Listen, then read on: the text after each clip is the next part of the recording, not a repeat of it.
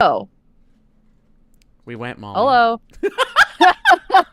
We We went, should both be Molly. live. We're We should definitely both both be live. live. Yeah. Okay, great. Hello, welcome to this, whatever this is. Whatever this is definitely what we're calling this today. Swooning with unions. Kissing Swooning with unions. unions? Oh, I kind of love that. Can we change the title? I like Dang. mine. Swooning with unions I is mean, live your good. life if you gotta, you gotta, but Oh, yeah. that's good though. Hello, welcome. We are playing swooning, is it swooning overstands? Yeah, swooning It's swooning over overstands stands, yes. today. The third installment. We've played this. This is the third time both of us have played it together. Yeah. I don't know And why. First of all, I don't know why we keep coming to this game, but also I know I know exactly why we why. keep coming to this game. So here we are. We're I know playing this why. game again. We're playing the Yeah. feud, Molly.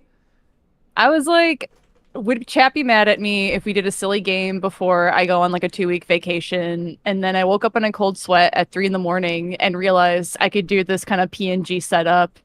And then I did like 3 animations in 8 hours. So in 2 days. So The funniest here we part, are. the funniest part of the entire thing was while you were thinking about can I do this, I asked you on your stream at the exact same time. Like, hey, Uh-huh. Molly, when are we going to play Swooning Over Stands again? And you're like, Kdin, I was already thinking about it. We'll talk about this. We'll talk about this. Else, we have to. And I was expecting like, oh, we'll play it again in like maybe like a week or 2 weeks or whenever you get back. Blah blah blah. And Molly's like, are you free on Tuesday? Are you free? Are you free? Well, you asked me like when are we replaying this, and I was like literally 8 hours ago. I was struck with genius, and I was like, funny that you should ask. Like, if you're comfortable with it during your time slot on Tuesday, do you want to just do this thing And together? the answer was absolutely. If you can see, I have Molly streaming on my side, so I have control over things here. So if the game audio is not loud enough on my side, let me know. I can make it louder. Otherwise, we're Yeah, here. Hello. she doesn't. She doesn't have to yell at me about all my audio sounds like shit anymore. She has I can just fix control. it. I can just fix it on my side and then leave the She can rest do to whatever she wants. Molly's problem is Molly's problem. All right, I need to move me Yeah, closer to you. I need to be talking directly into your earpiece here so that I can give you that's advice on how to funny. talk to him. I have you a respectable like 2 centimeters away from my head. I'm literally right there with you. I just scooched it over. I'm just like I realize I'm a little too far. I need to be closer. So do we want to talk about the important stuff? Yeah, you go first since you guys are Me, actually striking. me, Yeah, me go first. yeah. Me first. Anyway, hi everybody. I'm Kdin Jenzen. I'm a voice actress. I'm a producer. I'm a director. I'm a voiceover director. I'm a social media manager, community manager, and all sorts of other things for both gaming and animation. My life has been very weird. And currently, as a SAG-AFTRA union member, we're currently on strike. We're currently on strike. It's we're striking against several different studios for AI protections that remain a sticking point in our negotiations. There's a lot more information that you could go ahead and grab from the various exclamation points that you see on the actual stream's title. So if you're curious, feel free to use those exclamation points to to make sure that you are basically Molly, I love that you copied the entire thing and forgot one part of it. What do you mean? I did what I had to. What do you mean? The first part of it, Molly. I love you very much. Look at that. Oh, I just did. I Oh, listen, man. I just Discord does. I like clicked what I gotta click, and then I just made sure the link worked. So if you'd like more information on the SAG-AFTRA side of stuff, which we are currently in negotiations, we got some significant pushback from from everything right now. You can educate yourself by typing in exclamation point SAG-AFTRA strong. And on my side of things, you can type in exclamation point strike FAQ to give yourself even more information. But basically, we as actors are trying to protect ourselves against a bunch of very pushy AI language, including voice cloning and Hmm. the inability to own your own voice when you've done a performance for something. In this case, we're looking at video games, and there's a bunch of different stuff that's going on, which is why you have heard me not talk about any of my past performances in video games, because one, not allowed to, because we're currently on Yeah. strike. And Yeah. two, it's a solidarity thing. Like, we're all kind of like, even if I don't have anything in the pipeline, there's a bunch of actors right now who do have things in the pipeline, and things are getting announced around them, and they can't talk about it because there's just so much that's being put at stake for actors' rights, and we've lost a lot of rights as actors. And Yeah. the other thing is that, like, you'd be surprised at how poorly most actors are paid. It's bad. We don't get paid a lot. Yeah. Like, people see, like, oh well, Robert Downey Jr. got $10 million for this, so so Jennifer Hale must have gotten like $1 million for doing a role in a video game. The answer is no, she didn't. And the lower the person's name is on the celebrity totem pole, the less they're being paid. Because that's just how shit works, which is unfortunate. And we'd really like pay transparency, and we'd like to make sure that we're being properly supported by not only our union, but even non-union productions, to make sure that they're held up to a certain standard, and so on and so forth. We're basically just fighting for basic workers' rights. It's not much that anybody is asking for. So again, you can find out more information on the SAG-AFTRA website. You can literally just go to sagaftra.org to find all that stuff, or you can click the links inside the wonderful chats right now, which is the sagaftra.org/video game strike. And there's bunches of really cool informations on there. There's ways that you, as non-union members or non-actors, can support everybody. And this is where I'm going to be a horrible shill.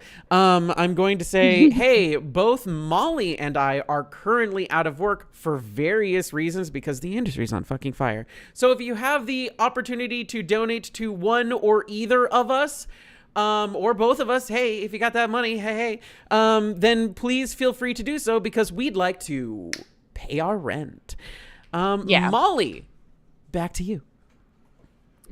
Thank you. And honestly, it's like everything you just said, Kdin. I was just talking to somebody the other day of like when celebrities do voices in animation. Yes. And like depending on like the thing it is and like the studio, and if it's like a feature versus TV, the majority of the time those actors take a huge pay cut just to do the thing. Yep. Like a lot of the voices in like Steven Universe, that was because they were already fans of the show. Like Cartoon Network was not paying them, you know, like what they are worth essentially. Like it's basically like even on like Craig of the Creek and stuff, it was like it's just like if they're a fan of it, they're willing to be like, this is just like a fun thing to do. Like, I pay me for my work, but like, you know, I'm not asking for like $100 million basically because we can't afford that. The fun part about pretty much everything that happens in animation and video games is, I would say probably about 85 to 90% of the people who work in animation and video games as a whole love doing it because they love creating things for people to feel joy for, or to resonate with, or to be able to use as a fun way to escape the dark and dreary, or ways to like compartmentalize or help compartmentalize a lot of the dark and dreary shit that happens in our day-to-day life. People are passionate, and they care, and they want it to exist, and they care so much. I know Molly does a lot. Molly works so fucking hard, you guys. And myself as well. I really like. I sometimes I care a little too much. Is what I'd like to say about that. But like, generally, if you're working in it, and people say, "Why don't you go do something else?" It's like, trust me. We're trying to find work anywhere. And everything's on fire, but also we love what we do. We've spent a lot of time. I mean, Molly, you're an industry, I'd say an industry veteran at this point, and so am I. I mean, I've got what 17 years under my belt between games and animation, and you've got what, like 10 or 11 now. Yeah. It's part of it is that like you stick around and you keep doing these things, and you keep, you know, going on strike, and you keep, advocating for better conditions and better rights for everything because you care so damn much. You don't want, some studio executive wearing really expensive clothes to Clothes made out of gold. yeah, clothes Pure made out of gold. gold to start a Zoom call and be like, well, I typed in this thing and now we have a new animated series because I typed in this thing onto an algorithm. Fire everybody. And you don't want to see that shit happen. So the only way to actually make positive change is to stick around and keep trying. And it's demoralizing sometimes, but you have really kind people around you, really energetic and passionate people around you, and it keeps you fighting. Yeah. So And not to be like super dramatic, but like on the animation side, like if we don't fight for what we're currently fighting for, which I'll get into in a second, it's truly the end of the animation industry as we know it. Like I'm not trying to be doomsday about it, but like we are currently in negotiations with the studios. We just finished our first week of negotiations. We will reconvene again in a month after we've on both sides have circled back. But we're fighting for things like fair wages in an industry where, especially in LA, like yeah, inflation, nothing is being done with inflation. Streaming is still defined as new media, which is like a yep. loophole we have in our contracts. We're also fighting Same thing for for voice actors. If it's in yeah. that same thing, it's not like the way things work for those things is so tailored against artists of various walks of life, be it voice or drawing or CG and so on and so forth. And this new media thing has been in the contract since I started when I moved to LA. So over 10 years, essentially, we've been trying to fight and define what new media is. Like I remember working at a studio where we were doing animations for things that were only supposed to be on the Disney website. And then I found out after, like a couple months afterwards, we were finished with it, that they had been premiering on TV. I didn't see any of that money. I didn't get anything for that. No Like residuals it for you. was no, none of that. It was a freelance studio too. So it's like if they got anything, it went into the studio's pockets Ugh. essentially. But, we're also fighting for things like COVID's not over, but we're getting forced back into the studios. It's not all of us fit into two boxes, men and women, and we're fighting for things like like neutral gender bathrooms and Yep. like rights for those workers and things like that. And it's all, let me be very clear, everything we're asking for is incredibly reasonable. These should be basic human things. But if we don't fight for it, nobody else will. So we're doing that for ourselves right now. And I'm sure if you're here right now that you've been seeing things about it, you've been seeing tweets about it, Reddit, Tumblr, whatever you're on right now, I'm sure people are talking about it. If you've noticed a incredibly like quick decline in terms of like shows in animation and things like that, this is a direct result of that. It's not our fault, it's the studio's fault. Let's be very clear about this. And we want to be making animation for you guys, but like things like my job, like being a storyboard revisionist, being a storyboard artist, are currently being threatened to being obsolete by things like AI. And again, like with everything Kane just said about the fight against AI right now, like that is also an incredibly real and it's already in studio threat right now Yep. for everybody in animations. We're fighting for that stuff too. Let me do this. If you want more information, if you want to stay updated, which I would love you to do and do that, you click on the link that just posted in chat for the negotiations and you will stay updated on everything that we can tell you about right now. But that's the reality of the situation. SAG is currently on strike. That's what Kdin does, Yep. voice acting. And so I thought it would be fun. This game is called Swooning Over Stands. It was a fan-made game. I think it released in like 2017.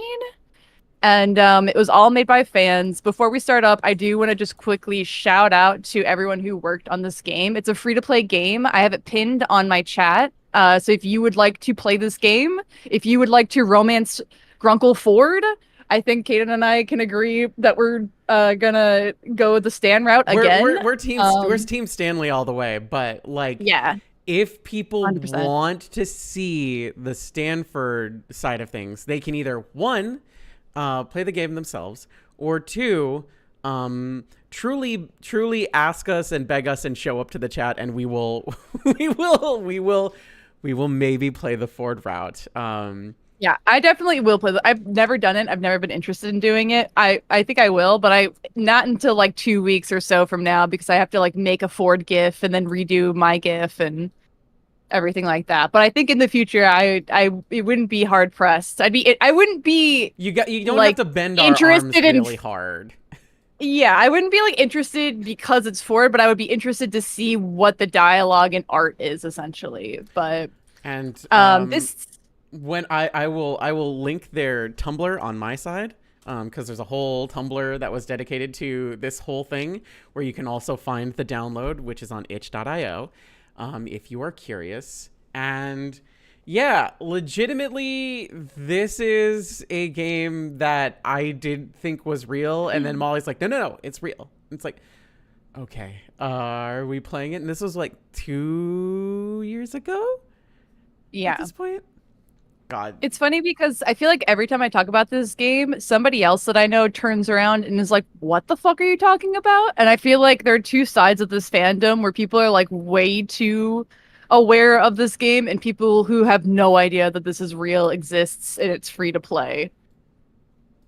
But yeah, this game is called Swooning Over Stands. It was made by Sovo Knight, and if you haven't seen their, thank you, and also by the way, thank you for all the follows. I really appreciate it.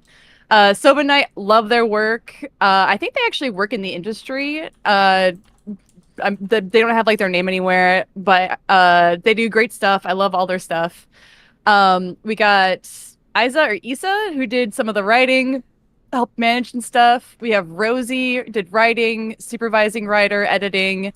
Kiki did the sprite art, which I think Kiki also has done a Gravity Falls comic in, oh, what was it called? The Gravity Falls collection of comics that came out like 5 years ago. Yes. Jupiter did the writing for Stan on like part 2. Orion did some writing for Ford, part 1 and 2, background art. Foe or Ho with a quiet P did writing Ford part 2 and music. Razel did background CG art and editing. Huh? What if it's Foey? Could be Foey. Foey? Fooey? Like Foey? like the end of Sophie? Like Fee? Oh, maybe. Yeah. Ancient Oboros. Yes. CG art. Misty writing stand part 3. Chromatic Wasp writing stand part 4. MMD writing Ford part 3. And finally, Whiteheart 7 BG art.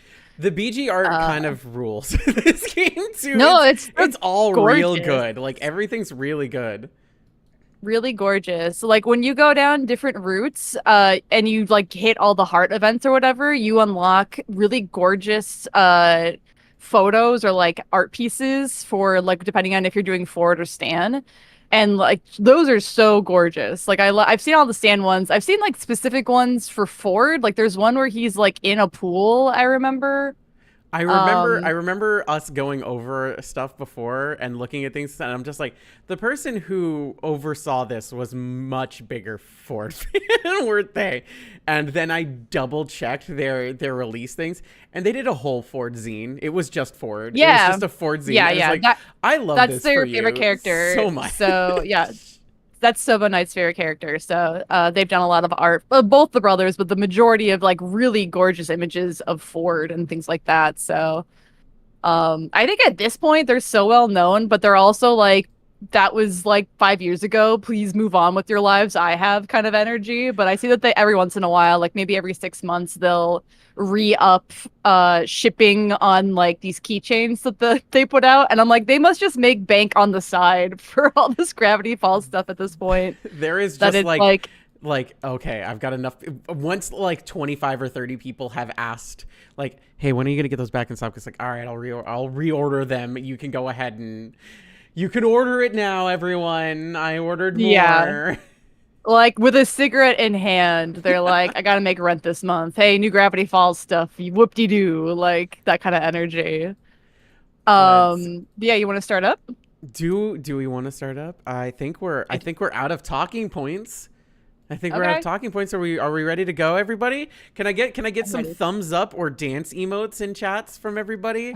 Can we get like some hype going for Okay, so to set up the scene, just so we're understanding, if you're wondering why I'm a little text bubble next to Molly, I'm in Molly's earpiece. Okay, we're setting the scene here.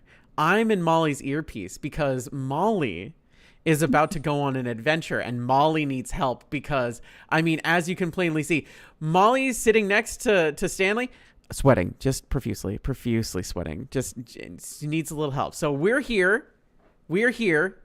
You through me are here to support Molly on her adventure to date Stan.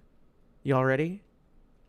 Yeah, Ready? you guys are talking through my ear while we're getting dinner at Red Lobster, and I'm like, what do I say? And it's like, just laugh at all of his jokes. And it's like, ha, so funny, Mr. Pines.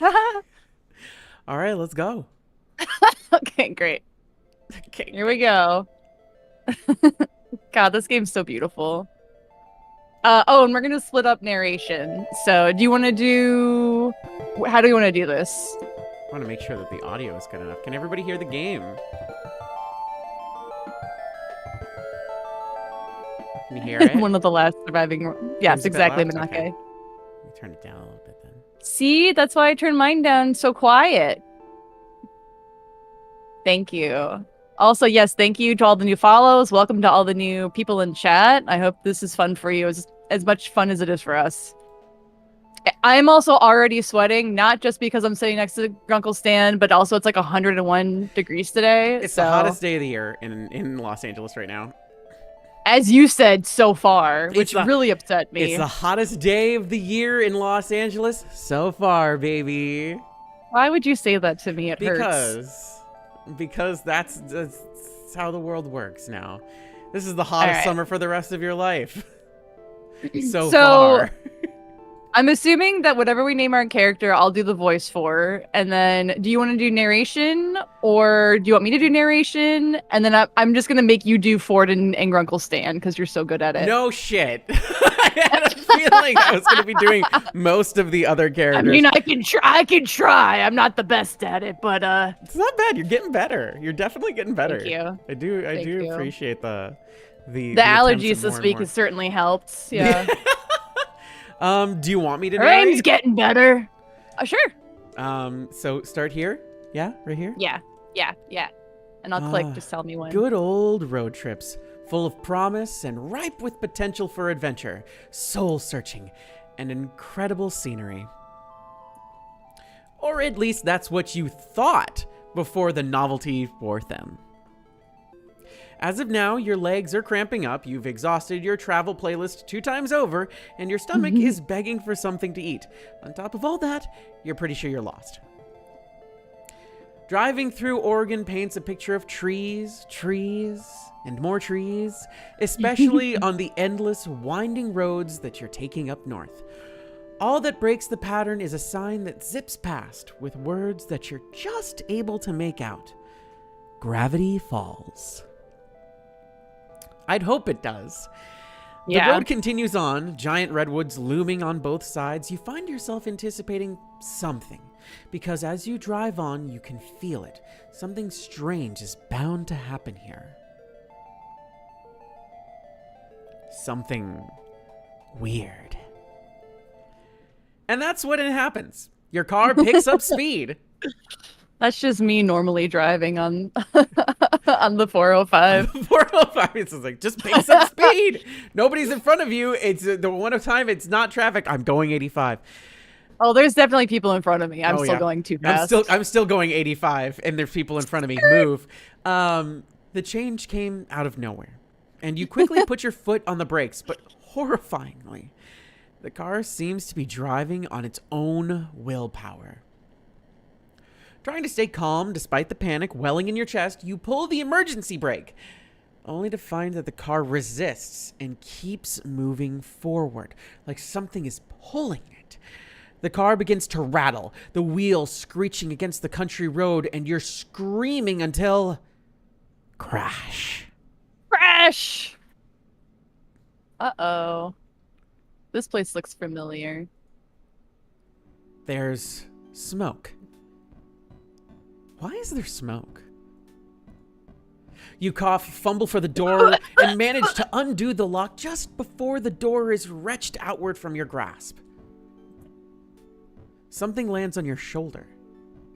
Machi, machi. A man! A man! A hand! A hand! A hand! A hand! A hand! Oh, Mama, you told me this day would come! I think this is supposed to be Ford. This is supposed to be yeah, Ford? this is Ford. Okay. Yeah. Are you all right? A man stands at your open car door. His hand on your shoulder leaves to tilt your head up, and he pulls a flashlight from his coat, shining into your eyes. 2 blinks, and he lets your chin go. His eyes dart over the rest of you, looking for entries and eyeing you up. Still stunned at all you do is watch. He double takes when he realizes how sweaty I am. My hand is also sweaty now. Why is my hand sweaty? I wasn't sweaty a minute ago. You know why? What's your name? Oh. Type in your name. Type in your name. What are we doing? Are we gonna do the classic name, or are we gonna do like alternate universe? Are we doing Chris Milk Yum Yum? Oh, there's not enough characters. Go forward. Okay, stop. Type in crisp, space, and then type in milk yum yum, one word. Milk yum yum. Nope, not enough. Yum you. YM. Get rid of the U, put an M. No, YUM, YM. YUM. Yum yum. Milk yum We yum. gotta do the spicy non-binary they them too. That's what we did last time. Crisp milk yum yum. You Great. gotta say the last name real fast. It's milk yum yum. Yeah, it's all together. Crisp milk yum. Okay, it's crisp milk yum yum. Okay, great. Stupid. And then do I enter? There we go. Yeah, they them. Spicy. Let's spice it up, baby. Okay, and I'm gonna quick save because that's important. It's all you. Crisp milk yum yum. I'm Stanford Pines. Ford for short. I would shake your hand, but you look sweaty enough as is. Yeah. You look sweaty. That's perfect. It's perfect that on stream on my end, like Stan's head is blocking the shaken, so it could totally be sweaty. Oh my god. You seem fine as far as I can tell, but you shouldn't head back out there anytime soon. Where on earth were you driving in such a hurry? I just like to go fast. You open your mouth to explain when a voice calls from inside the house. Poindexter! This better not be one of those experiments again! I've had to rebuild this place too many times! Hey. The owner of the voice walks out of the house and stops slack-jawed at the sight of your car. You, too, in turn, stop slack-jawed at the sight of this man. It's so funny because, like, I love the I guess, like, the PNG avatar arts for these guys, but somebody made a point to give, like, Stan more, like, sideburns, like Stan. Yeah. Or, like, Ford, rather. Silly. You must have hit your head earlier, because you could swear you're seeing double. Ayo. Sweet Moses, Ford! You've done it this time! What? This had nothing to do with me. I was testing my magnet gun and... I must have pulled this victim of circumstances into the house. I suppose it is entirely my fault. I'm incredibly sorry. Look what you did, Ford. Reassure him. Reassure yourself. Cry. I feel like crying would be my automatic response. How do you want to do that? How do you want to do that? You're crying? A tear streaks yeah. down your cheek, and before you know it, you're crying. Oh god, it's not just sweat. Both men look intensely uncomfortable, but Ford reaches out to give you a hesitant pat on the shoulder. Just wet noises from the sweaty shoulder. Swicking away all of the sweat that has accumulated on it from touching you. It's just a lot. I'm not crying, it's just raining on my face mentality here. Do we want to explain milk yum yum? I guess we I feel like we should. have to. Okay. We could. Do we want to do it? Do we want to do it now, or do we want to wait until we've gotten to the next? You want to do it now? We can just do it now. Okay. Yeah. So the first time we streamed the game, this is the third time total in playing it. Molly streamed it on our Yayo Talk Show. By the way, we have a One Piece podcast if you'd like to listen to it. Yayo Talk Show. You can find us pretty much anywhere podcasts are found. Yeah, look at that. Molly, you have one too. I'm so fucking proud of you. You helped me. I know, but like you set it up by yourself. Anyway. Thanks. So what ended up happening is Molly asked me, haha, Kdin, I don't stream. Do you want to stream this game? And I'm like, yeah, sure, that's fine. We'll do that. So we streamed one part of the game on my channel, and then we finished it on the Yayo Talk Show one because Mark, one of the other hosts and our friend, Mark B. Donica, he was just like, can I put this up on our VODs? And it's like, sure, why not? But we started playing the game and we started asking the chat, like, all right, well, what do we name the character? Blah, blah, blah. And like, I don't know what got us talking about, like, what got us on the path of milk. But we're just like, yeah, milk. Milk Well, works. it was like, well, no, you were making fun of me because I like when I say that like a glass of milk is like when it's ice cold, it's like crisp. And you always make fun of me for that. Yeah, because it's Molly, it's true though. It's true. I don't think so. I think you're icing. You haven't had the milk I have. Milk. Molly. No, ice cold glass of milk, dude. It's crisp. It hits every time. It's crisp and it hits every time. All right, next time I come over, you're gonna give me a glass of milk, and I'll tell you if you're right. Okay. I gotta make sure it's like the right. It's gotta be not in the middle of summer. It's like in the fall when it's cooler out. When it's the best time of year. So that's the origin of the crisp part of it. But I don't know what got us talking about milk when we started playing it. But well, like, somebody in chat was like milk yum yums. No, like they that said, was like we asked. They said milk first, and we're just like. And I think you're just like, I like milk, and you said yum, and then the chat's just like milk yum yum. It's like, weren't we talking about like you had a shirt or something that had like said milk on it or something, and that was where that's it, and it like that was the beginning of the conversation. That was the beginning of the conversation was talking about the Mega Milk shirt, and then we decided on milk yum yum from there. Are you serious? Because we're talking about your Tumblr, yeah. We're really. We were talking about your Tumblr, I think. We're really fucking. There's a clip somewhere. There's a clip somewhere.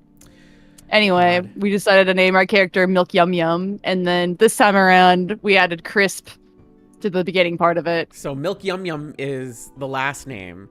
Crisp is their first name. So you've heard of a tall glass of water, now get ready for a large person of milk. A large crisp of Milk Yum Yum. Jesus Christ. All right, you ready? This is Stan now. Hey, look, it's fine, all right? Sure, there's a dent in the hood from the shack signage and a crack in the windshield that looks like an ominous triangle. But I'm sure she'll still run. You try to start up the car. It sputters, but ultimately, nothing happens. You feel like crying again. Oh. Well, beans. Well, that's, let's call a tow truck for this unfortunate soul here and forget. I'll take care of it. Oh my god. You're right, it is cheaper to tow it yourself. Six, get that magnet gun out again. No, Stanley. I'm going to fix this. What? Ha! You fix this mess? I figured out a few alien vehicles in my time. Nah, you kidding me? It'd take some sort of miracle worker to bring this baby back to life. And this miracle worker is on vacation. Stanley, a moment. Uh-oh. Ford and Stanley turn away, and you're left to your thoughts. Uh-oh. Who could anticipate a car? Uh-oh. Yeah, that is the most me response. Uh-oh. Who could anticipate a car accident like this in the middle of a road trip? You can take care of the car, but how are you going to get home? They run buses out of here, right? So you take a bus out of here and then... Ford clears his throat, shifting a little awkwardly in place. Seems like they finished their talk. So there are a few options. My brother Stanley here could drive you out of town to find a place to stay for the night, or you could stay the night here. Oh my. We have some maps and information you can look at in the gift shop, and in the morning we can help you with your car. What do you say? Just as you're about to answer, another high-pitched voice comes from inside the house. This one's you. Probably, yeah. Grunkle Stan, picture this. A whole week of, oh my gosh. Mabel. The girl that runs out of the house comes to a halt at the side of your car. Oh, great. Grunkle Ford? Why is it that everyone automatically thinks I'm at fault? I mean, I You know are, why. like... Yeah, Well- all the time. Well, this time it is my fault, and last time, and the time before that, and okay, like most of the things in the show are actually my fault. But I've invited Crisp Milk Yum Yum here to stay with us for the night, if they'd like. I'm sure I can fix this, I just have to figure out how. I always forget how much the tension is cut in half when he says the username we come on. Chris Yum Yum. Username here. It's just like really cuts a lot of the tension. It feels good. I literally, so the other day I had to do an audition for something and they asked for a singing thing and they're just like, just sing like Happy Birthday or something like that. So I sung Happy Birthday and my brain didn't think far enough ahead to be just like, who am I singing Happy Birthday to? So I just, so instead of saying a name or anything like that, I just went full name here. Just like and then went on with the rest of the fucking thing. Because you're a goddamn professional. That's what you are. Oh my god. Stanley sighs. I could take a look. Yay. Being on vacation's pretty boring. And the old Stanmobile hasn't needed a tune-up yet, so it wouldn't be bad to work on something. In the meantime... Thank you, Stanley. I'm sure I can put something together from the gadgets I have laying around, if you need any specialized tools to help you with the job. And let me introduce myself. I'm Mabel. You can ask me anything. I'm not as good as you on this stuff. Let me introduce myself. I'm Mabel. You can ask me anything. I pretty much know everything there is to know about this place. Wait, hold on. I haven't even said anything yet. I appreciate your offer to let me stay. And to repair your car. Yeah, it'll be as good as new in my hands. I mean, look at my Stanmobile. She's been through the ringer who knows how many times, and she's still a beaut. He points out a red car parked a distance away.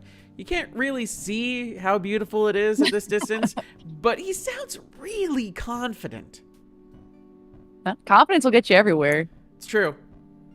This turn of events is fortuitous, suspicious. What do There's you two think, old Kdin? men in front of you, Molly. What do you think? Fortuitous. There we go. Free repairs, free lodging. There's no better deal to be found. And if things don't work out, the town probably has some sort of auto repair shop you can head to instead. Well, I accept. Thanks for the help. And my apologies again. What an embarrassment. I must have made such an elementary mistake. Ooh. As the Pines lead you inside the house, Mabel leaves her number in your phone for you to call whenever, and you find out that Ford's twin goes by Stan.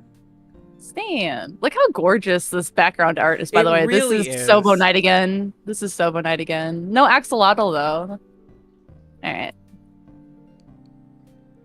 This part's the house, but just inside that door's the mystery shack. You should go there and spend all of your money to me. Hey, have you ever been to the mystery shack before? I wanted to, actually. I saw a bumper sticker while I was on the road and got You're interrupted by a loud triumphant, Ha! Those bumper stickers were a good investment, and Sixer says they were too plain and graphically simplistic, and don't even have an address on them, Stanley. How is anyone supposed to find the place to attract customers? Sixer! Did you hear that? Me, IRL, I am the biggest roadside attraction enthusiast. Like, How many world's largest yarn balls have you seen? none, but What? the majority of like Wisconsin's tourism is like based on crap like that, where it's like with the Wisconsin Dells and like the House on the Rock, and we have like a fishing museum way up north that's like in the shape of a giant fish. Like, I love that. It's like we had like the #1 fiberglass manufacturing in the world for a while, and then now it's like all abandoned fiberglass warehouses you see like online and stuff like that. But I drove all the way up to what's it called, like basically what the Mystery Shack is based on, all the way up on the border of like Oregon and California. Molly, The mystery spot. The mystery spot. Yeah, there's a bunch of mystery spots. There's one in Nevada too. Yeah. So Molly, here's a proposition for you. My idea is we start an Indiegogo campaign or a Kickstarter campaign or whatever kind of campaign. I don't really care. One of those crowdfunding things. We make a thing. We build out a little video and a plan, and we make a thing. Do you know the Eddie Burback video where he visited every rainforest cafe in the country? Okay, we're gonna do that. I told you guys I wanted to do that for Margaritaville. We do that, but instead of rainforest cafes or Margaritavilles or Long John Silver's or whatever, we go to every world's largest yarn ball in the country and we review them. That's gonna be our Kickstarter. I mean, I unironically crochet, so I wouldn't be opposed to. It's appropriate, and I also like long drives. So we're in this together. Sure. I mean, so long as we hit up the Margaritavilles on the way to these places. We can do two things. We can definitely do two things. We'll split the difference. It'll be every world's largest yarn ball and every Margaritaville. Hooray! Okay. Okay. Good. So I'm glad we're on the same page. In 3 months, you'll see our Kickstarter go up, and you guys can feel free to contribute to that. Perfect. Well, they are geographically simplistic. I don't know how they found the place, let alone what the Mystery Shack was so compelling. I kind of liked it. See? They kind of liked it. Hey, I like you, Crispy, a milk yum yum. How about I give you a tour sometime tomorrow? Regular price. Yes! I'm in! Tomorrow? But then I'll have to squeeze all my get-to-know you questions in today. Crisp milk yum yum. Tell me, capybara? Yes or no? At that moment, a boy passes in the hallway at the far door, and Ford calls out to him. Dipper, my boy. I'm surprised I didn't see you run out to the scene of the crime. Should I do Dipper as well? Do you want to do Dipper? Because we do have Seuss as well. Sure, I can do the kids and Milk Yum Yum, and then you can do... Okay. The Grunkles, everyone else, and Seuss. Yeah. Crime? What crime? I have an alibi. I swear... Oh, you have someone with you. I love this voice squeak on that. Can I get that one more time? Crime? What crime? I like it. Good. Crime? Crime? Crime? Crime? Crime? Hey, I'm not suspicious at all. Did you guys see that car in the side of the shack, though? For a second, I thought the Manitars were back with a grudge. Yes, about that. Dipper, meet Crispy Milk Yum Yum. Not Crispy, just Crisp. I've stranded their car here by accident. Oops. Teehee. He's just a girl. A little bit more, Kane. Yes, about that. They're staying here for the time being. There it is. Sorry, stranded their car here? You crashed it? Yeah, the S in the shack fell on it and everything. The windows are cracked. One window, the windshield. And Crisp Milk Yum Yum was lucky to make it out alive. They were fine. No injuries, thankfully. The magnet gun's rather safe despite never have been tested in a formal setting. Yeesh. Did you not, like, take safety precautions or anything? Actually, the irony of the situation is that I was trying to install a safety precaution. Hey, if you two are gonna nerd out, I'm gonna get crisp milk yum yum set up. Thank you. Mabel, sweetie, can you show, why don't you show crisp milk yum yum around? Let them, stay in the, storage room. That's still empty, right? I'll make it empty. Don't throw out my stuff! Too late. The rest of the day consists of Mabel showing you the storage room you'll be staying in, then the kitchen, and the living room, and the hallway, and the bathroom, and pretty much a comprehensive tour of the mundanities of the regular house. Eventually, you find out that the family is even more extended than you knew. The decorative doilies make a lot more sense knowing a grandmother normally lives here, and her grandson, Seuss. Or was it Zeus? Whatever the name, you look forward to meeting him when he comes for work in the morning. When you go up to the attic, Mabel opens up the door to reveal Dipper, nose stuck in his book. But you catch him occasionally glancing up at you as he pretends to read. The next member of the family snorts up at you from Mabel's bed, a rotund pink pig, who Mabel declares as her best friend and partner in crime, Waddles. Waddles! The two are a perfect match, right down to the chubby cheeks and boopable noses. It's true. And in the evening, though you'd still been in disbelief over the state of your car, the family dinner and after-dinner TV marathon you'd been invited to made it seem like a normal guest day rather than a forced circumstance. Returning to the storage room Mabel had shown you earlier, you find an air mattress waiting for you and more pillows and sheets than a summer night warrants. Okay, but like pillows are great. Yeah. You wake to the weak glare of sunlight streaming through the small high window in the wall.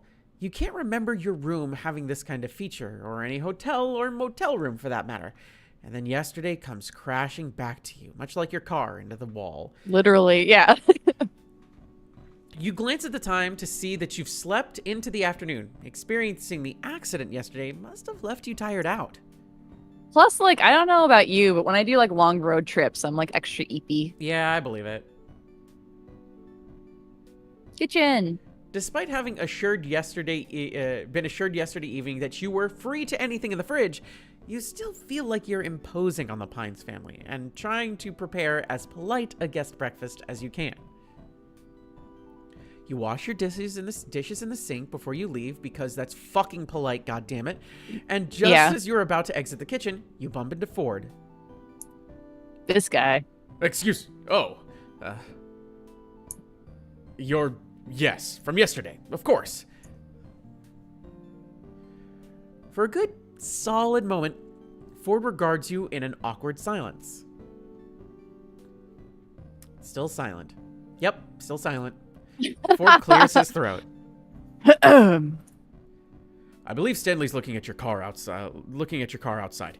If you want to be there for it. You nod and make to leave for real this time when Ford speaks up again. And crisp milk yum yum. I'm sorry again for the accident. If I'd been smarter about, well, let's just say it's entirely my fault, and you shouldn't worry about all of this. When it comes down to it, Stanley does have a knack for cars. I predict you'll be back up on the road in a matter of weeks. Weeks? Oh, God. You can't keep the dismay off your face, and you can't really bring yourself to try either. The assurances of somebody who's unemployed. Like, yeah, you have weeks to spare. What? What am I gonna do with weeks? Ford, who'd gone kind of uncomfortable and closed off when your face fell, recovers at the prospect of a question that he can answer. Well, there's the town, of course. Town to tour, of course. And the mystery shack. But if you ask me, all that pales in comparison to... Hold on. Do you hear that? Ford turns to the kitchen doorway to investigate. Sounds like... The sound comes again, and this time you hear it as well. The squeal of a pig followed by a pair of quick footsteps running down the stairs. Waddles tumbles past the open kitchen doorway, and Mabel comes in to view soon after, a few sheets of paper clutched into her hand, breathing heavily. Ford steps quickly out of the kitchen, and you follow to the doorway, getting there just in time to see the apparent tug of war between Mabel and her pig over a saliva-covered sheet of paper. The paper rips, and after nearly toppling backward from her efforts, Mabel recovers, snatching the scrap of ripped paper from Waddle's jaws and lifting both pieces up victoriously. Aha! Mabel wins again. Now I just gotta find Grunkle Ford. Ford, who'd run forward and held out a hand to steady this energetic child when she'd been in danger of toppling over, now finds a number of crumpled sheets of paper shoved into his hands. Mabel tugs urgently at his coat. Grunkle Ford, you've gotta help me! Ford kneels down to face Mabel with a serious, though concerned, look. Slow down, Mabel. What's the matter? Nipper found a stack of pages from your old journals, and I walked in, and Waddles ran up and started eating one. He must have been chewing on it to warn me, Grunkle Ford, because look! Mabel takes the ripped halves of paper back from Ford's hand and joins them together, holding it up for Ford to see. Would be so funny if this was the paper from the missing pages that were in the Book of Bill that just released, That'd where be it's really like, funny. Did you fuck Bill, Grunkle Ford? Did you guys date? What's Did you going on have here? sex with the triangle? Are you divorced now? Are you ever getting back together? I see. And you took this as a warning. Yes, it says here that it eats small dogs, and Waddles is a small pig, but he sort of looks like a dog from far away, and Waddles must have feared for his life. Waddle seems to second this notion with a snort. Or not, as it seems the pig is lounging adorably a short distance away in the hallway. You can't imagine what this dangerous predator could be. Some kind of wolf? Something bigger? You're suddenly not too keen on staying anymore. Remember the pterodactyl? I told you about. Waddles was so scared that time. I can't let him leave my side. Pterodactyl? You suppose pigs are allowed in museums around here? How about I finish that repellent I never got around to completing? That'll keep Waddles safe from harm. Mabel flops down on the floor in relief. Uncle Ford, you're an actual lifesaver. Waddles, you have nothing to fear. Ford chuckles, lifting himself out of the kneel and standing back up. All right, I'll go get my recipe. Ford turns to leave, and you suddenly remember that with nothing better to do for the weeks you're going to be here, it wouldn't hurt to get to know Ford. He seems to know what there is to do around town anyway, and you'll need that to not die of boredom in the first week. Or, more pressingly, you could go check on your car and see what that hot hunk of Stanley is doing made of it so far. You're not exactly eager to face seeing your car in the side of the house again, though, but you are eager to see Stan possibly with his shirt off. We gotta check on my car. I mean, we gotta. Yeah, check on the car. We gotta. My car. After Ford leaves, my car. Maple rolls away with her pig towards the living room, and you head out to the house in search of Stan. Teehee. The Mystery Shack should only have 4 main sides, but you feel like you've made your rounds past 5 of them before seeing your absolute wreck of a car. You swear it looks even worse than it did when you crashed it. Stan stands before it, his hands on his hips, looking like a giant old man who's really swag heavy, with a large wooden S next to him that's made an indent into the car's hood. The S stands for swag. The S stands for swag. How bad is it? I can't tell yet. Not until I get this letter off the hood. That S never did like to stay in place. Mystery hack, huh? Look, if you ain't gonna insult me! Oh, you were reading the sign. I'm fixing that later, alright? Just avert your eyes, don't look at it. Avert your eyes. Offer to help him. Let him do it himself. Kdin, what do you think? Well, I mean, you've got nothing better to do, and there's an old man who might need help with, those big, strong, strapping arms, Molly. Yeah, I got my auntie, my swole auntie arms My ready swole to help auntie arms. from picking up little babies all the time. Guess we should fix it as soon as possible then. Sounds good to me. Give me a hand here, would you? Okay. Stans directs you to help him push the wooden S off the car. It stalls a little on its own dent, but with another firm shove, its end meets the ground. Stan gives it another push, and with a grunt, and it tips, falling completely to the ground with a whomp. Whomp.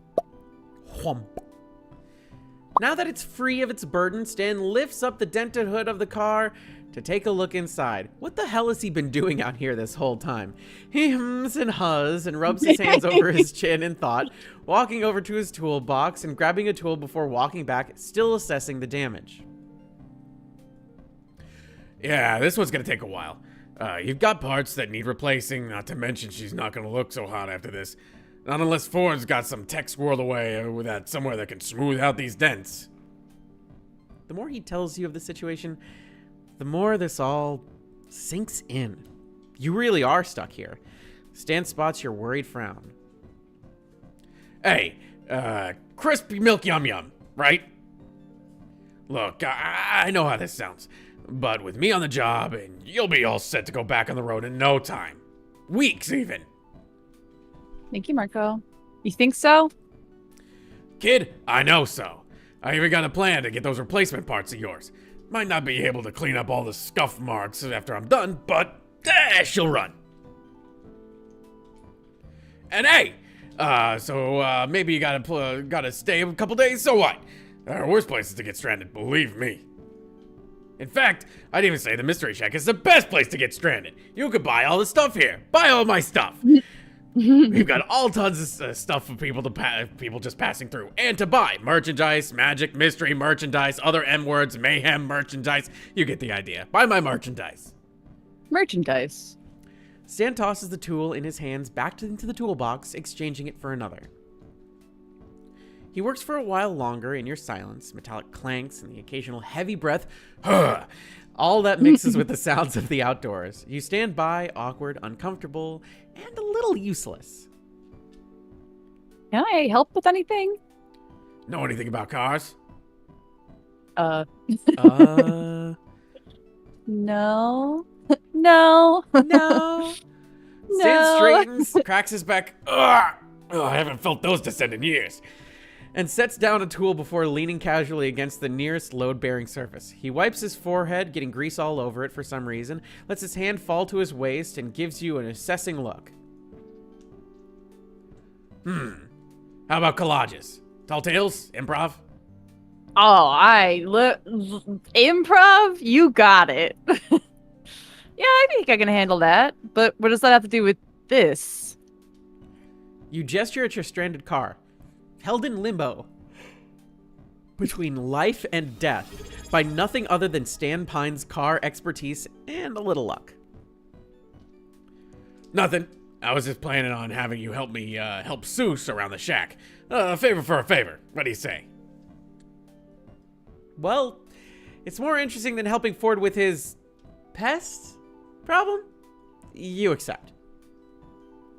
All right, follow me. Yippee! You follow Stan back to the Mystery Shack, passing by the showroom and getting a glimpse of an energetic figure leading a flock of tourists through a veritable sea of obviously fabricated oddities. Good. You hear the words, And this is the ninth wonder of the world, right in the Mystery Shack. It's what makes this place world famous, dudes. Thoughts. Stan notices your pace slowing as you listen and tosses an explanation back to you. That's Seuss. During the operating hours, he's the Mystery Shack's one and only Mr. Mystery. I told him he didn't have to keep the shack running while he's on vacation, but kid's got a passion for the role.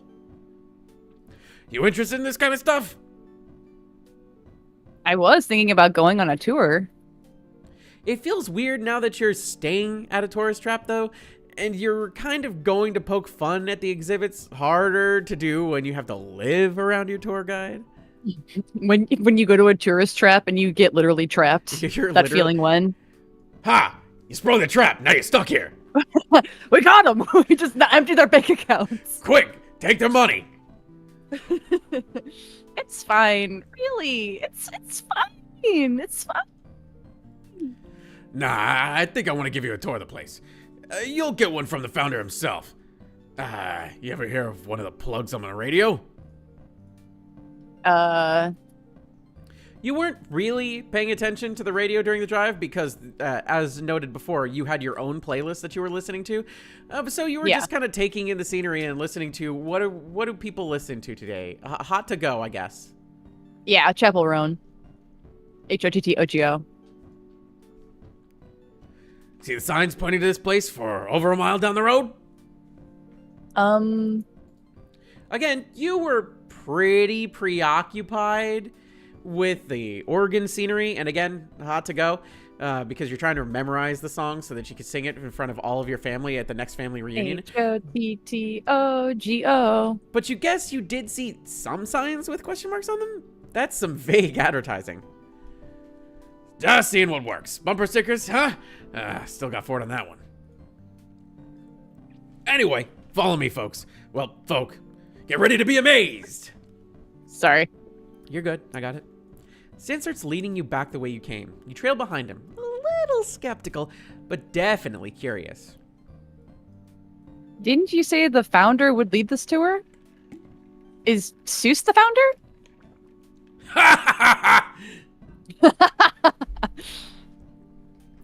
Just Stan hearing you laughs. get cut off, getting cut off by Discord is so funny to me. It's like, Jesus. What? No. I'm the founder. Built this place from the ground up with my hands, my bare hands. These bare hands. Man. Take a look. They're gloves that are actual bare hands. A Well- hand!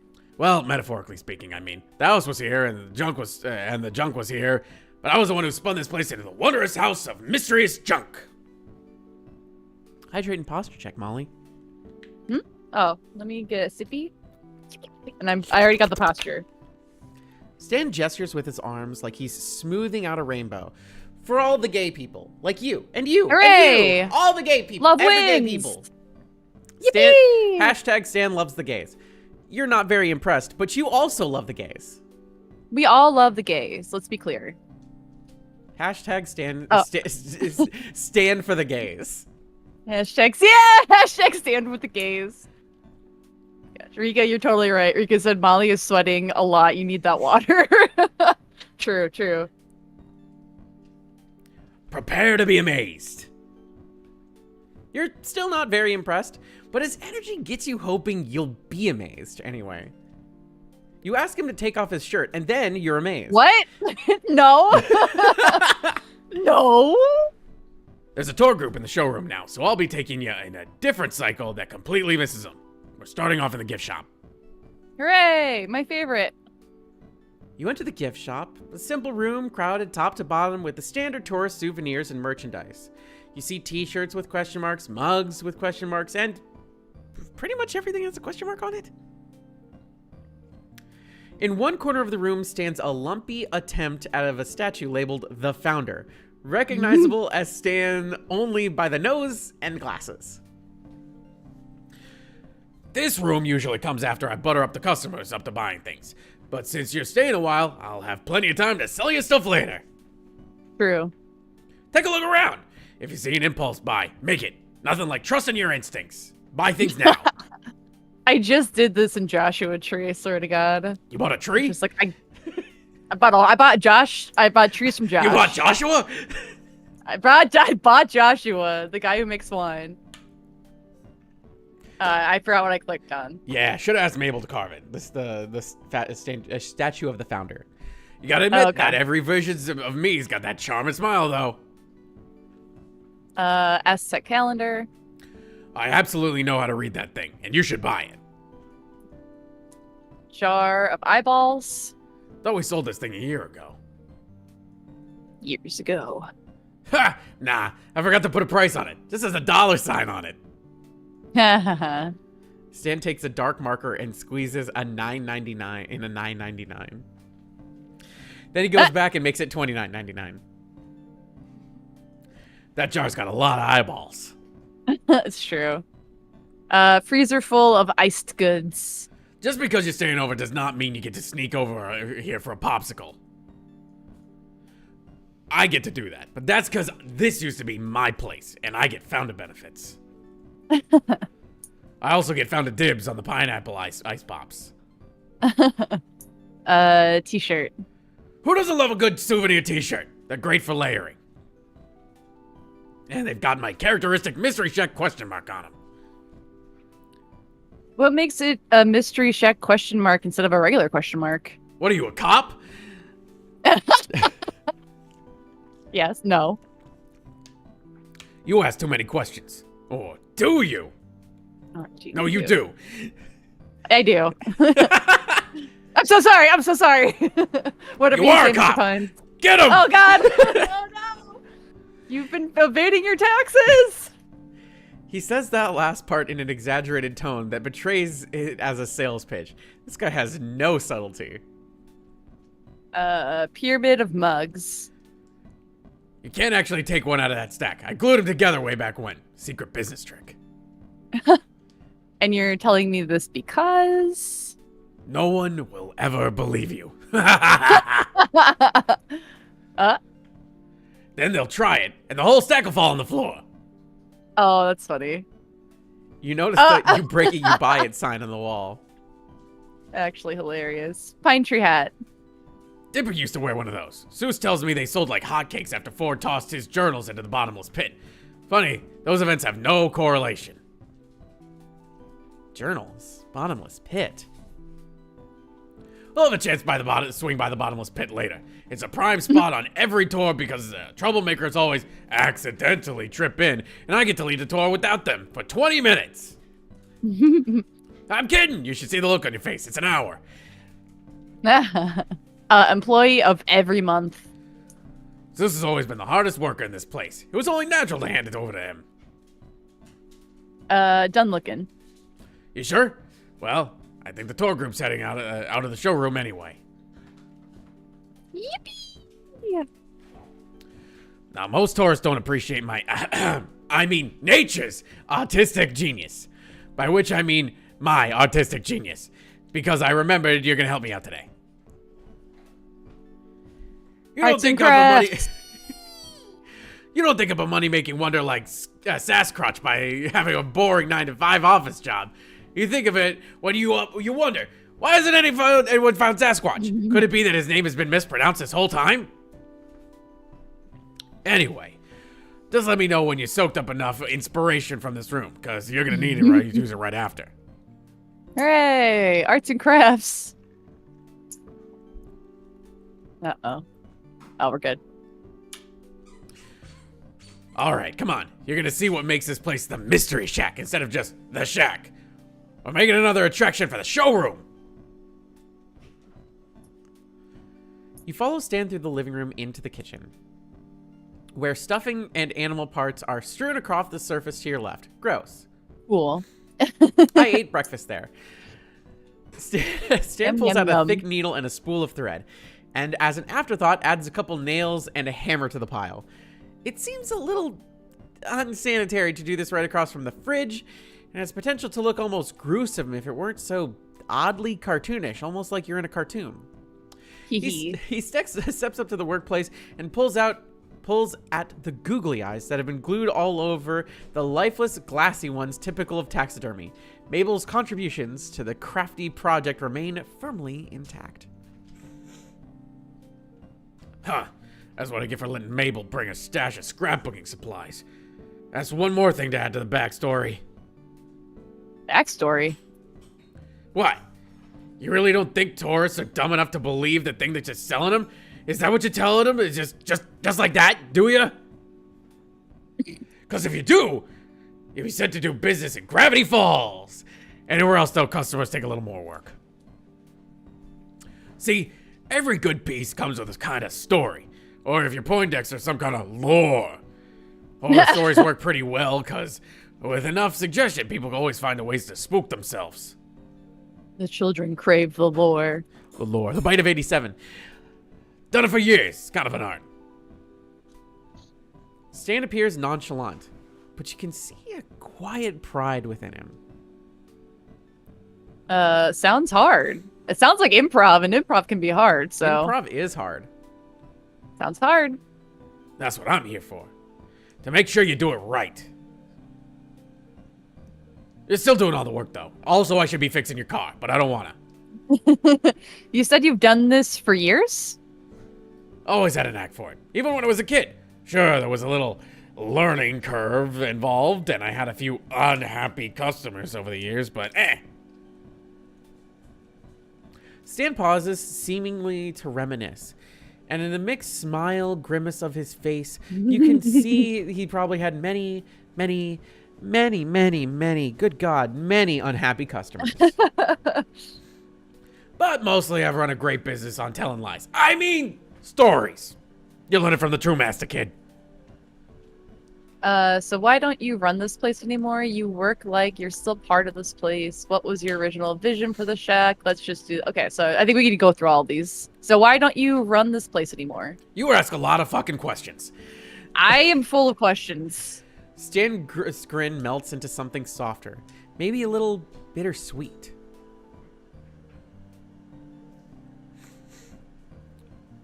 Molly, did you remember to set up your thingy? I thought I did. I thought I did too. You should double You check. helped me with it. I did. I will. My brother wanted to drag me off on a road trip with him. Couldn't say no. And I couldn't just close the place, so I left it all to Seuss. He practically grew up in this place, you know. Definitely wouldn't have entrusted it to Wendy. She's usually the cashier here in the summer. It's weird having to explain all this to you. I keep thinking you already know this because you watched some sort of stupid cartoon show from 10 years ago. Wait, 15? How old is this? You work like you're still part of this place. You can take the man out of the mystery shack, but you can never take the mystery shack out of the man. Specifically me. I'm the man. Which is why I'm back to work even though I don't have to.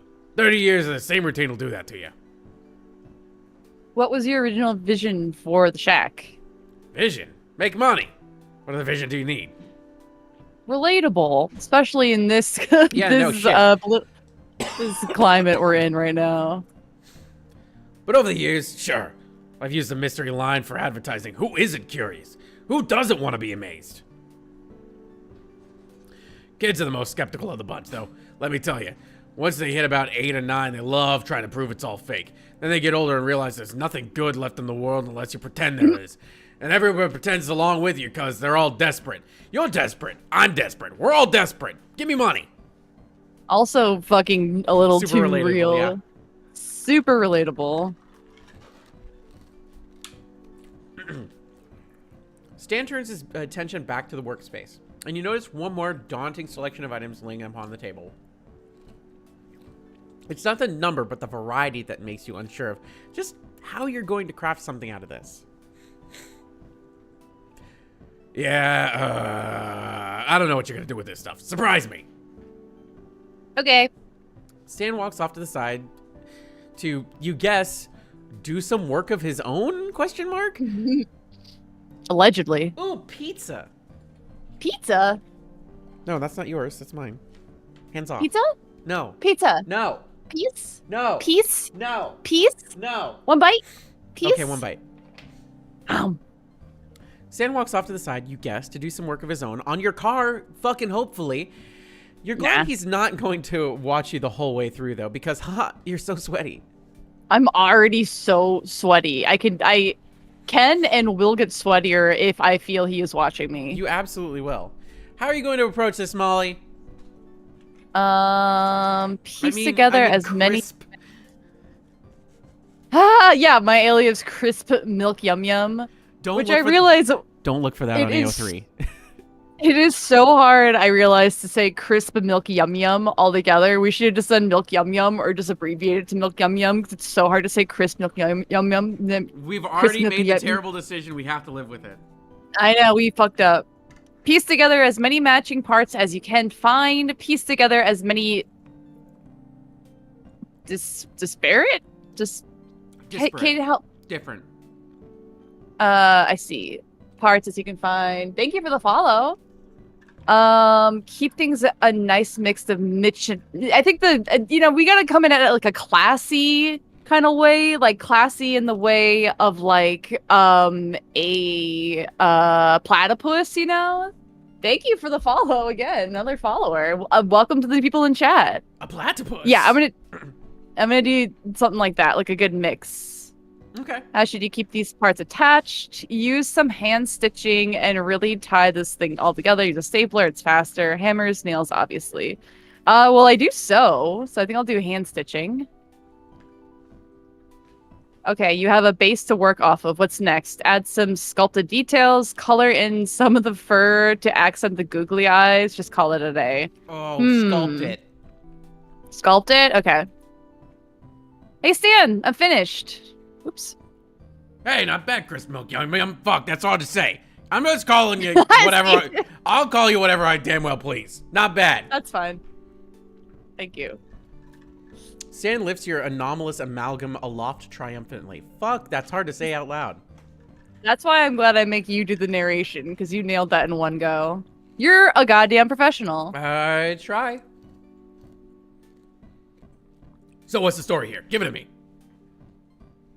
How do you want to approach this? How do you want to approach this? More fact than fiction, more fiction than fact. Just have fun with it, I guess. Just have fun with it. Improv. This is Fisk Quirkin, a fish squirrel chicken. Stan nods. Appraisingly. Damn it, I'm eating pizza. I thought that would mean more Okay, you time. want me to do it? I want You want me to to do it? try. Sounds like you got the hang of this. All right, this thing's about as close to show ready as it'll get. Wait here a sec. Stan carries the showpiece out of the room. After a few moments, you hear his footsteps return, and he comes into the room with 2 cans of Pick Cola. Stan sets one down on the dining table. Its condensation is starting to a slow drip onto the table surface. He waves you over to join him, and you slide into the seat across from him. Thank you, Rika. Nothing like a cold one to finish up the day. Cheers. I can take over again. Okay. He picks up his can, gesturing towards you with it as he leans leisurely back in his chair, and you watch as he takes a sip, watching as the It's dew, not the weird, dew totally. from the soda can slowly goes down his cheek, under his chin, and into the crevice of his manly pecs. See how I'm looking respectfully? Very demure, very respectful. It's a nice looking Totally sip, not weird. and now you're It's not weird. Totally not weird, very demure, very respectful. Molly wears sunglasses so you can't tell what she's looking at. Yeah, and I'm like, my face is pushed up against his face. You pull over your own can and pop it open. Shh. So, got any questions for me? Talking tends to ease me into a new place. Might do the same for you. Unless it About fucking Ford, doesn't. about the exhibits, about him. No more questions. All right, we gotta start with him. We gotta. Click. So tell me about yourself. Stan laughs nervously. He's just like me for real. He's just like me for real. What is this, a first date? No, really, Yo, is it? he don't know. Wait, chat, is he it? don't. Chat, he don't know. He don't know. Oh my God. My eye's leaking. My eyes. Molly, that's called crying. You're so No. nervous. No, it's raining on my face.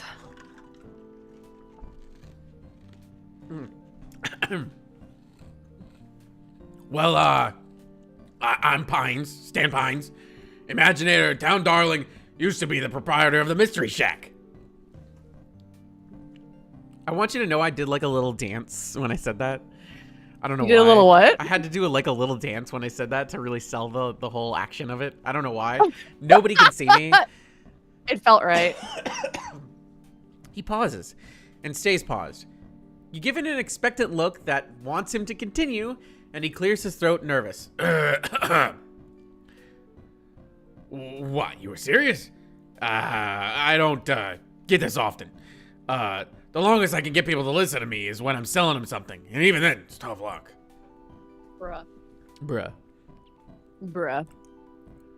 The last time someone listened to me, they tried to eat me. Can you believe that? I barely got that much left meat on me. And? Keep going. You can't just end it there. Stan gives an uncertain smile, which becomes a full-on grin, and he laughs. Ha! All right, I'll tell you. So, you see, there's this irresistible thing I have a thing called revenge. Stan tells you of a road trip, a mountain full of mummies, and a woman who was secretly a spider. Wow. You don't believe a word of it, even though it was actually true, 100% true, but find yourself enjoying it anyway. Stan knows how to hold his audience in a decent suspense, and he seems to light up whenever you laugh at the right parts, grinning along with you. Before today, you'd never heard of Mr. Mystery before, but now all you can think about is Mr. Mystery. But now you feel like you're really seeing something special here. Special, a one-on-one connection with the man himself. He's Clown to Mr. clown connection, Mystery. baby. Honk, Clown to honk, clown honk. connection. Oh, God. About the exhibits. The showroom already seemed full when I saw it earlier. Why make more? Tourists love variety, but if a sign of advertising a new attraction, they'll come pouring through the doors. When I started this place, I didn't think, I'd like making these. Used to be another thing that made money. Now I'm stuck with it. Guess 30-something years of routine will do that to a man. Stan sounds gruff, but it's a fondness. A fond gruffness. It's so fond. Six says keeping a familiar habit helps too, so I've kept it up. You think I could sell some of these as art pieces? Yes. Honestly. I actually know people who do taxidermy. Rhetorical question. Yes. Yeah, I could play them up to buyers that sell them even more ridiculous prices than I usually would. I'd buy one, which Buy is the true. one you made. Okay, no, wait. I don't want to buy my own piece of crap. I want to buy one that you made. Too late, you already said yes. Money, please. Okay. I'm holding you to Okay. Credit card, okay? that. You could just slide it between my pecs. I No. accept everything but American Express. Denied. Accepted. I'm holding you to that. I said it already. Okay. I got nervous. I did. Should we do about Ford or we just skip Ford altogether? Do you care? I can't remember if asking about Ford will get us the full heart thing for this event or not. You can ask him. But about I'll it. ask. You can ask Yeah. him. Is Ford usually like that?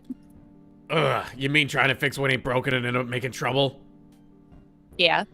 Nah, he was the good twin growing up. Now he's a loser. You were the Ha! Oh God. You were the troublemaker, I can tell. Stan laughs. Again, ha! You have no idea. About his past. Okay, yeah, we gotta. You're really interested in me, huh? Or do you ask everyone these kind of questions? Yeah. Again, if you're a cop, Wait a you sec- have to tell me.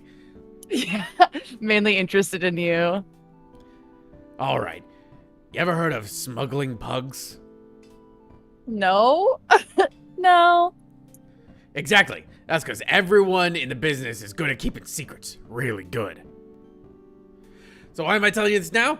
I'm out of the business. I don't care. This obviously isn't that. Is it so that if the authorities question you, you'll have to give false information that leads them off my trail? Right. Stan loads you up with false information that may or may not contain kernels of truth within them. It's surprisingly hard to tell whether the crazier parts are embellishments or the real deal. Stan tips his head back to get to the final sip of pit. Don't like that. Don't sip the pit. Uh-oh. Then sets his own empty can down with an air of finality. Well, impossibly to pronounce name, you did really good for your first try. If you feel like helping me out around again sometime, return the favor of the car. Let me know. You nod and Stan gets up to leave when you remember something.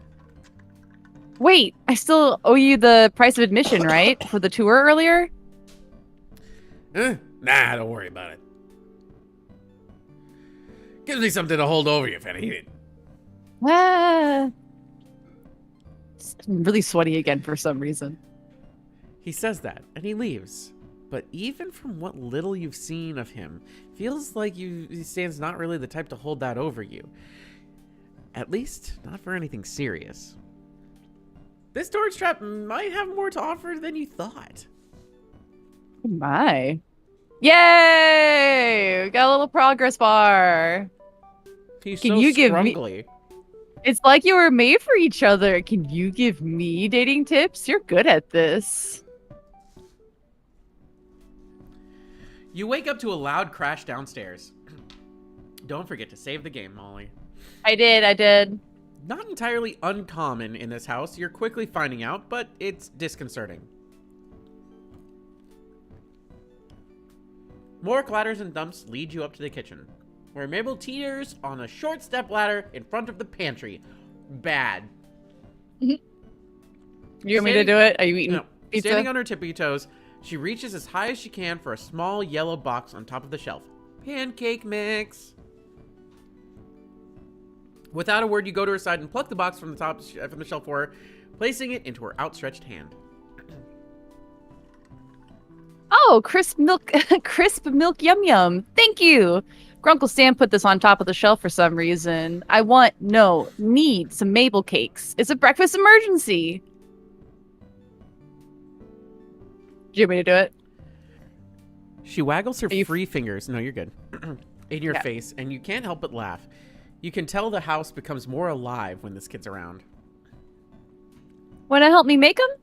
We only need chocolate milk, coffee, pink food coloring, and pot of gold O's to make the breakfast dream a breakfast reality. As delicious as that sounds, you're inclined to ask where the coffee comes into the mix when you realize the house is suspiciously quiet. Mabel, where is everybody? Oh, Grunkle Stan needed stuff for your car, so he went to go get mechie techie stuff for that. I think Grunkle Ford's somewhere. I heard the abominable bro man was trying to steal soda from campers, so he went to help them out. Yep, that's where he went. Totally knew that. So they left you guys to make breakfast on your own? You don't know the family well enough yet to know this is commonplace. So the idea of leaving two teenagers alone to fend for themselves seems fine. If one of the teenagers wasn't Mabel, anyway. Haha. You still don't know how coffee fits into her Mabel cakes. But now you don't really want to know. Dipper attempts to hide the pancake mix from Mabel while she's grabbing the chocolate milk from the fridge. Apparently, he doesn't want to find out either. Mabel, while your Mabel cakes sound absolutely divine, why don't we... Quick, think of something that doesn't hurt her feelings. Go out for breakfast. Is there somewhere we can go to get breakfast? We should really save the Mabel cakes so your great uncles get back. I know they wouldn't want to miss them.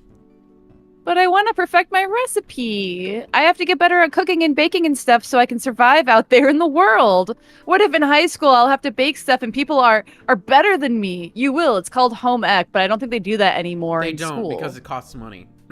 Silly and dumb. Mabel looks very agitated, tugging at her hair with both hands. If I can't make the perfect Mabel cakes, I can never be on Bad Dreams Dining. I gotta impress Gerald Rambone, crisp milk yum yum. It's my destiny. Dipper, can you cook? Maybe Dipper can help you make something different. We save the Mabel cakes for another day, a more special day. But crisp milk yum yum. Mabel, still standing on the stepladder, reaches up and squishes your cheeks together, her wide eyes staring into your soul. Every day is a special day with Mabel cakes. You glance at Dipper, making a "please help me, I'll buy you breakfast" face. You hope he understands. Yeah, Mabel, I know you want to cook more since you're becoming an adult. Sure. don't you think Grunkle Stan and Great Uncle Ford should be here to try them too? And not just me? Again? Mabel hops off the stepladder and ponders her brother's question. Lips pursed. Eventually she nods, beaming at both of you. You're right, Dipper. I can't deny them that experience. You give Dipper a thankful smile over Mabel's head as she puts the ingredients back in the refrigerator. He grins back at you, rubbing the back of his neck. You wonder if he got that from one of his grunkles. Hey. That's clever now that you think about it. Great plus uncle to make grunkle saves time on syllables. Yeah. We should go to Gracie's. They have some of the best pancakes there with all 3 different kinds of syrup if you ask Lazy Susan nicely. Yeah, it's not super far. Let's go. The kids are about to head out of the kitchen when you realize something. Wait, aren't you going to leave a note for your grunkles about where you're going? Oh, right. Good call. Logical. Dipper scribbles out a logical. note for Stan and Ford and sticks it to the front door of the shack with one of Mabel's stickers. Nice. The kids lead the way towards the town, explaining various landmarks and the wild and wonderful stories attached to them along the way. And this is where we saw those 2 ghostly old people. In a convenience store? Strange, but you nod regardlessly. Maybe she just meant they were so old they look like ghosts. Dipper points out the diner in the distance, a log-shaped building atop a train cart, and the 3 of you head inside. You soon realize that the kids know just about everyone in this town. Several people, young and old, wave at them as the 3 of you find a table, and you get the feeling that they're almost famous in Gravity Falls, though you're not entirely sure why. They're pretty cute, though. Mabel blows the paper wrapper of her straw at Dipper's face, and he retaliates by swatting her with a laminated menu. An elderly woman in pastel pink waitress dress comes up to the table, and you catch the name of her on her tag, Susan. You want me to do Susan? Do you want to do Susan? I think I can. I think I could do it. I'm all ears. Okay. Hiya, kids. And stranger. What can I get you for? What can I get for you? Very Midwestern Pancake- of what can I get you for is very Well, Midwestern of you. Yeah, Jennifer Coolidge is a vibe, though. Pancakes and all 3 syrups for me, please, Lazy Susan. Same for me, actually. Lazy Susan turns to you, notepad in hand. What will you get? Pancakes, waffles, scrambled eggs, and bacon. Let's do pancakes. Well, they said pancakes. Pancakes. Come right up, sweetie. Lazy Susan winks, with her good eye, of course, and heads back to the back of the diner. The wait for your food to arrive feels longer here than most, mainly due to Mabel and Dipper using this time to interrogate you. Like 2 creepy fucking twins. Jesus Christ, you're not blinking. Oh my god, blink. They're just babies. They're just little guys, Kdin. Uh-huh. Just little guys. At first, They're just it's little somewhat guys. intimidating. You literally crashed into their house and started hanging out with their great uncles, so they have lots of questions. Once the irrational fear of 2 13-year-olds fades out, because, I mean, you're a millennial and you fear the young now, you recognize their interview for what it really is. They care about their grunkles. If you do start hanging out with them more, they want to know as much as possible about you. Mabel's questions are somewhat nonsensical. So if you were stranded on a desert island with no boat, no cheating, what would you take with you? Well, Dippers are more careful and calculated, but actually I want you to answer that question first. What would you take to a desert island? No cheating. A book, I guess. A book, you guess? Something to do. Or a knife, but that feels like cheating. I wouldn't have a knife on me normally. What were you doing? Something before to you... do. Yeah, here we go. Go for it. What were you doing before you came here? School? Work? Both? Neither? Did you know about Gravity Falls before you crash into the shack? You immediately know which grunkle each twin takes after. Stan and Mabel, goofy partners in crime, versus the quiet brainiacs Ford and Dipper. It's an intriguing contrast, especially now that you're thrown into the middle of the punch. But as the twins race to see which syrup bottle... dying. No, die! Not like this! Which syrup bottle drips into their mouth fastest? Dipper's blueberry syrup beats Mabel's classic maple syrup by half a millisecond. You swear on it. You know that these kids do a lot more for their great uncles than just be cute counterparts. And here you go. Enjoy, kiddos. Let me know if you need anything else. A pie! Lazy Susan gives out their respective plates and the kids go quiet, shoveling down their food like they've never been fed before. Between mouthfuls, you get a few more questions about yourself and your theories on aliens versus which member of M Synchronize was your favorite. But the table is near silent as the three of you eat. That is, until Mabel speaks up through a mouthful of pancakes. All right, Molly, with a mouthful of pancakes, go. Okay. So, Chris, yum yum. I can't do it without like sounding like Suze, and I don't have anything to really put in my mouth right now. Sure, no, I can't do it. Totally made up and not. Want to know a trick? What? Take your tongue. And push it into your cheek while pushing down with your teeth. Yo, Chris, no, I can't do it. Chris W. If they're a totally made up and not real situation, you had to pick your favorite. Who'd you pick? Gruckle Stan or Gruckle Ford? That wasn't bad. Thanks. This seems too planned compared to her other cutesy questions. Dipper giving away everything by being shocked about it. Dipper elbows his sister not so subtly, and she elbows him right back in the face. Wide eyes staring at him in a sibling-linked look that you can't decipher. Like, say you're in a movie. Like one of those weird movies where Uncle Stan watches on TV with the ladies in poofy dresses riding horses. Awfully specific, but you let her continue, taking another bite of your food. You're the main character of this movie, and you got two guys who are both madly in love with you. This one doesn't seem to mess around with getting right to the point, huh?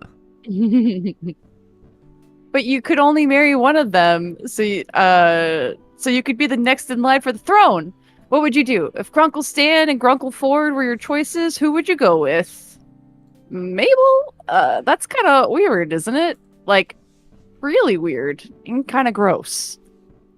Come on, Dipper. This is an important information that's vital to my research. What research? None of your business yet, but I'm still gathering other research. Mabel leans towards Dipper's ear to whisper, waggling her brow at you before she replies. In not a whisper, but quite the opposite.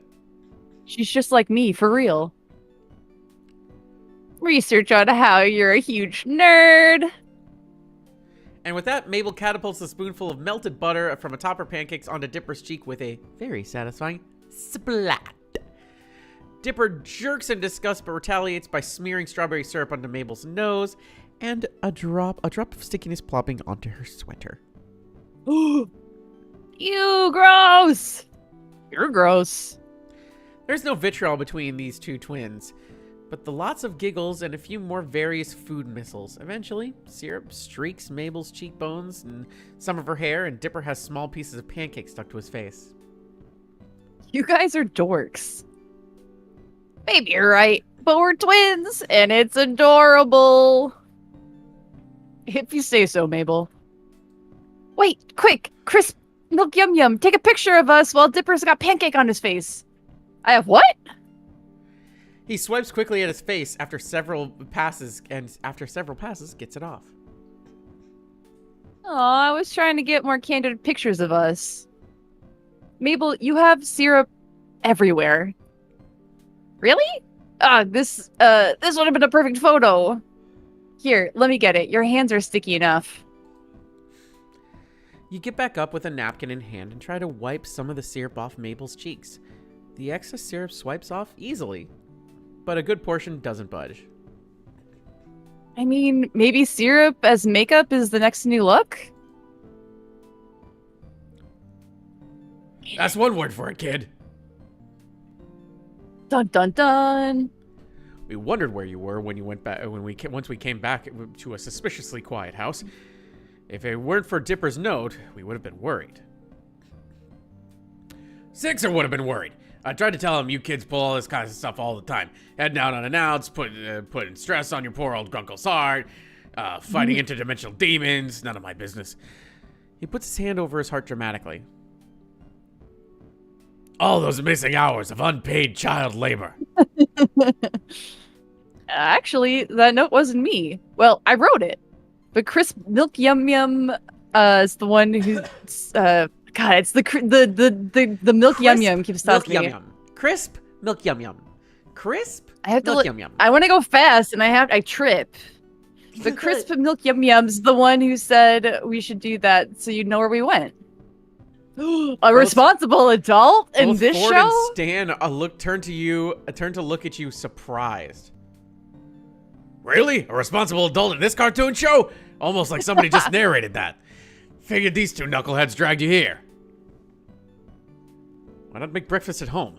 This place is at least a 15-minute walk from the shack. Well, You glance at Dipper, swiping his fingers across Mabel's cheek and licking the blueberry syrup off. Mabel has a pancake in her mouth, chewing in on it like a grazing sheep. I wanted to treat them to something, I guess. It's the least I can do. You're letting me stay with you and fixing my car. I thought since you were gone, I'd take these two out for a change. Also, Mabel was gonna make Mabel cakes again. And you're just mad you can't even make toast right. What? Yes, I can. I burned it one time. One time. Dipper holds his syrup-tipped finger in the air, indignant. Well, Mabel wanted you guys to enjoy her Mabel cakes too, and since there wasn't much food, I figured I'd take them out. Ford asks Mabel about her creation, wondering how much extra caffeine one could gain from adding instant coffee to the concoction. But Stan stays quiet. You catch him out of the corner of your eye, he's staring at you, a lopsided smile tugging at the corner of his mouth, oogling you. Oh my, I'm sweaty suddenly for no reason. Huh. Thanks, Crisp Milk Yum Yum. Appreciate it. Wink. Oh, no, no problem at all. You smile warmly at Stan and ignore the rest of the other people in the room because you're hyper-focused, despite the heat spreading over your cheeks. But he's rubbing the back of his neck, looking down to his feet. Oh my. Mabel throws a theatrical wink your way. You're not sure why.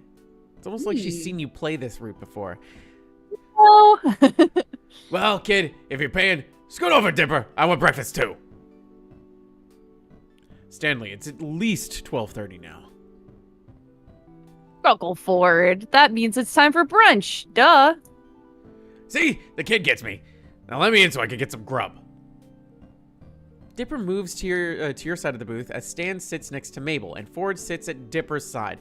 Lazy Susan comes back and takes orders for another round of food and drinks for everyone, including Mabel, who decided she wants more pancakes. You're starting to regret offering to pay, but as Stan and Mabel try their hand at the syrup drip race with Dipper cheering them on, Ford watching with a wide grin on his face, you know, you really don't mind that much. I have no money. Over the next few days, you continue to help out around the Mystery Shack. Not out of obligation, but because you've got nothing better to do. Besides, Seuss, practically the golden retriever of people, is really digging the input on the current installments from an outsider's perspective. Bless his soul, the guy even offered you a job if you end up stranded here forever, dude, and need to make a life for yourself. Stanley nearly choked on his ice pop as he overheard. Oh my.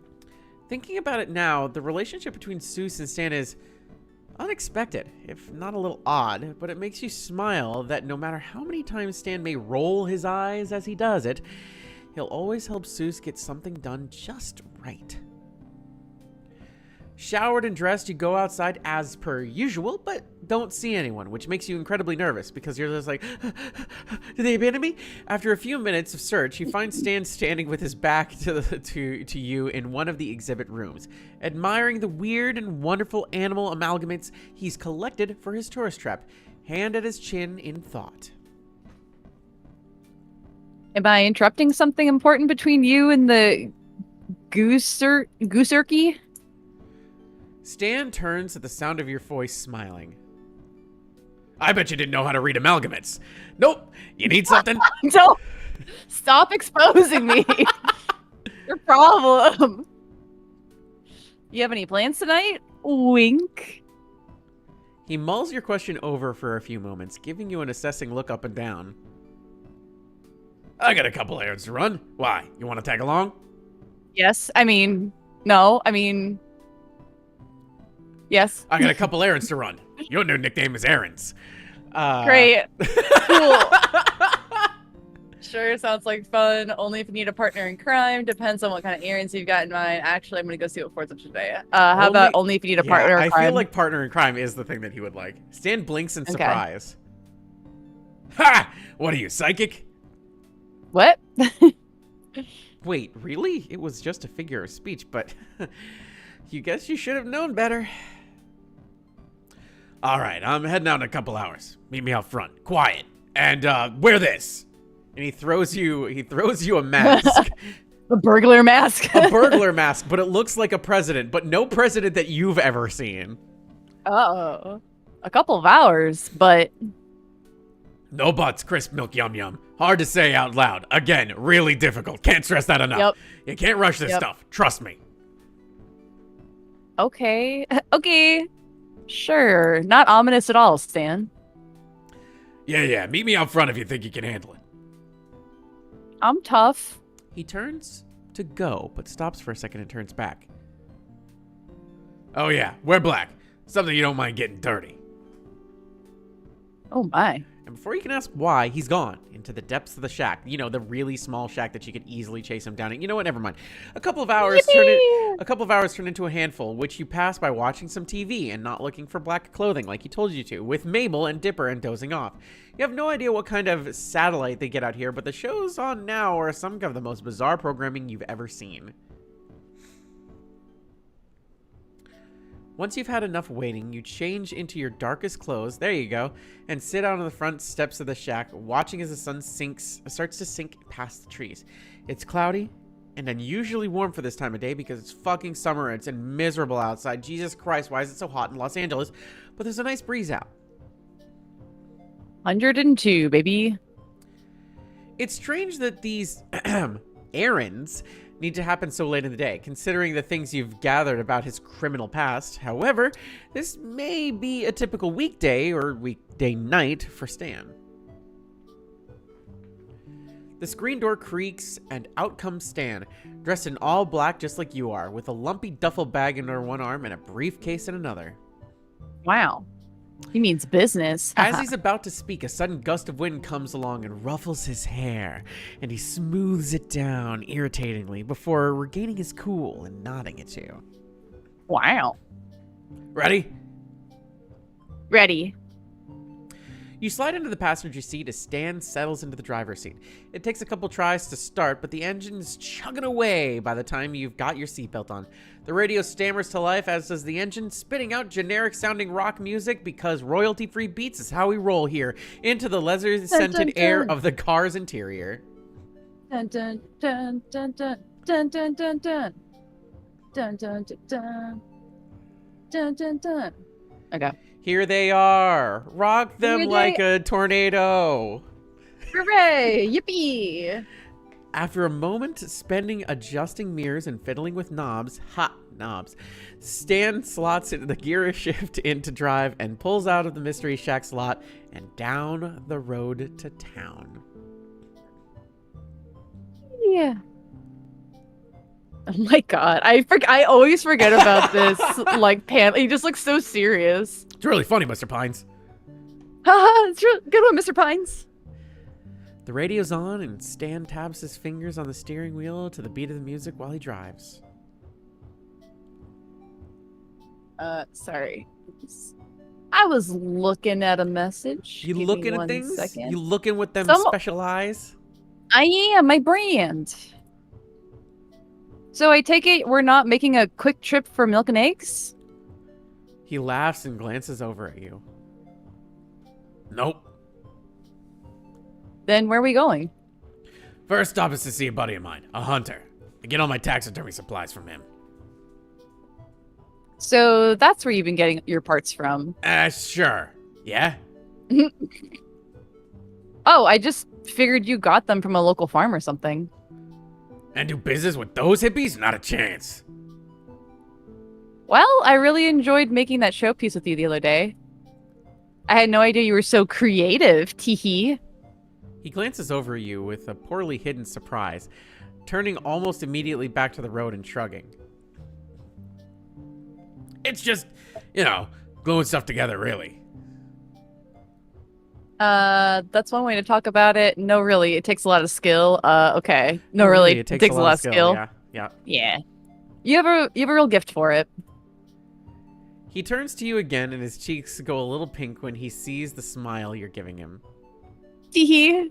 The totally not nervous one, not sweaty at all. Sweaty scene, sweaty. What? Well, thanks. After a moment, he faces the road again.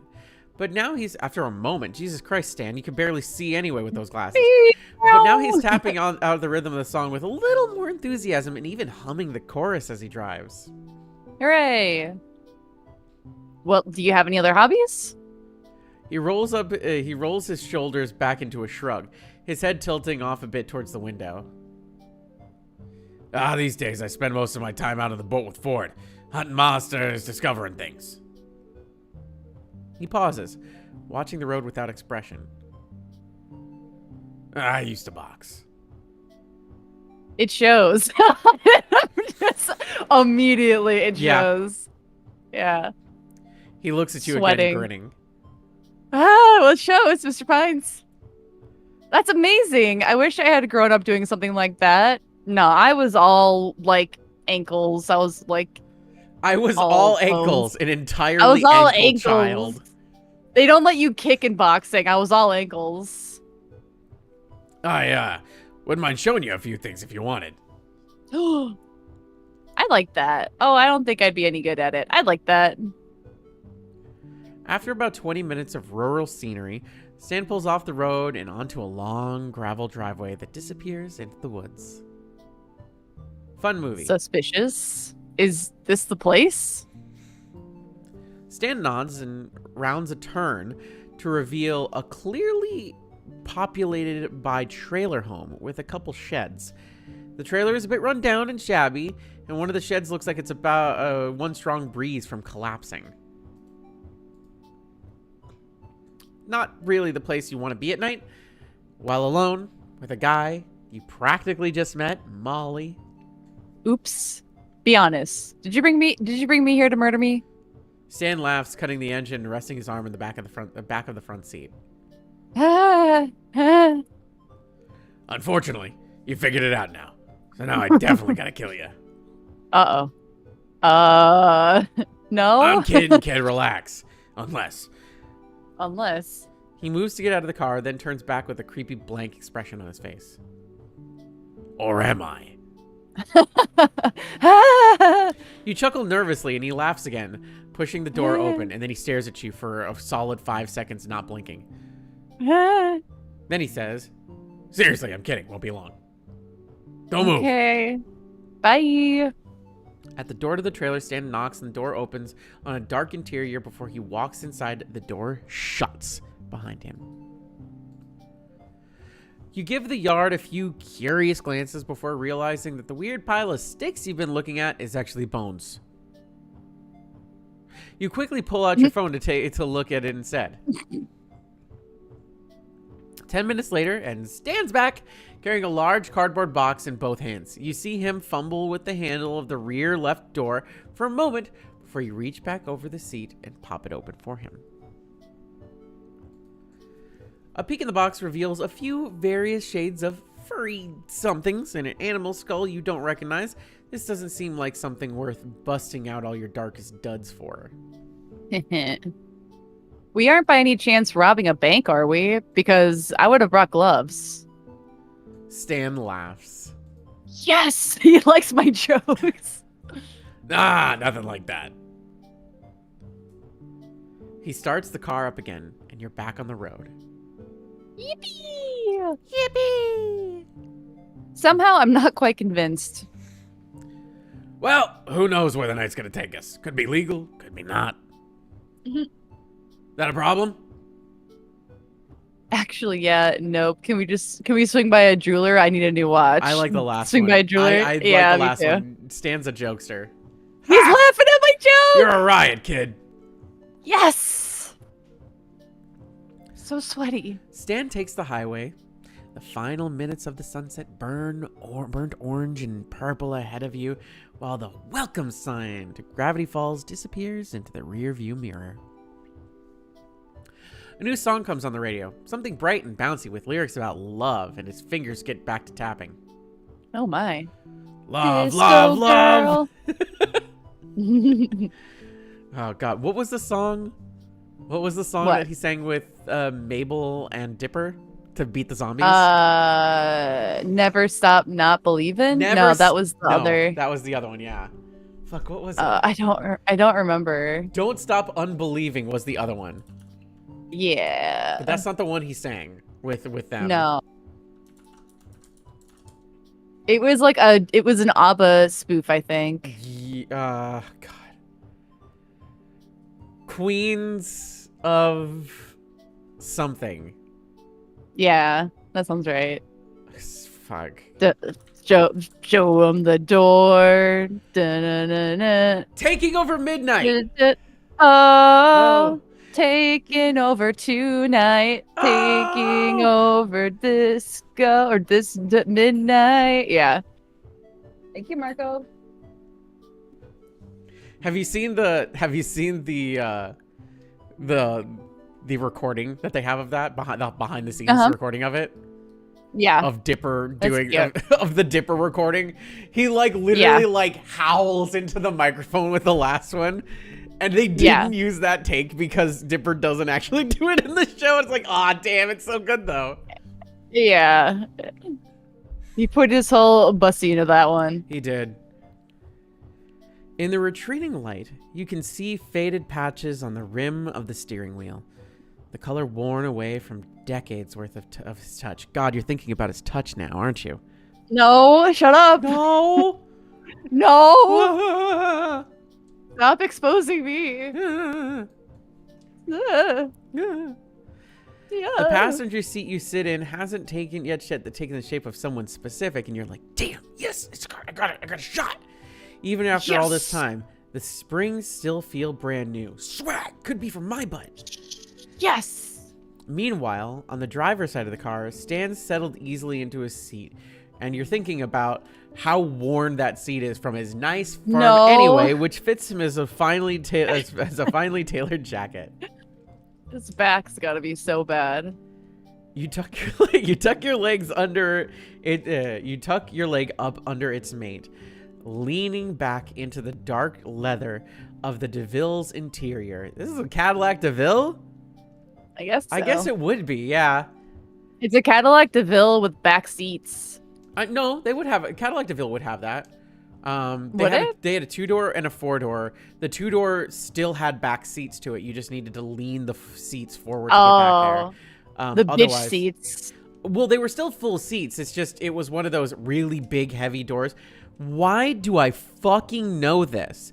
Worthless information. Anyway, and watch cars pass and recede out to the windshield. Jesus Christ, why do I know this? After a few minutes, the narrator knows things. Why? After a few minutes of music silence, you feel like breaking it. I gotta tell a joke, right? I mean, go for it.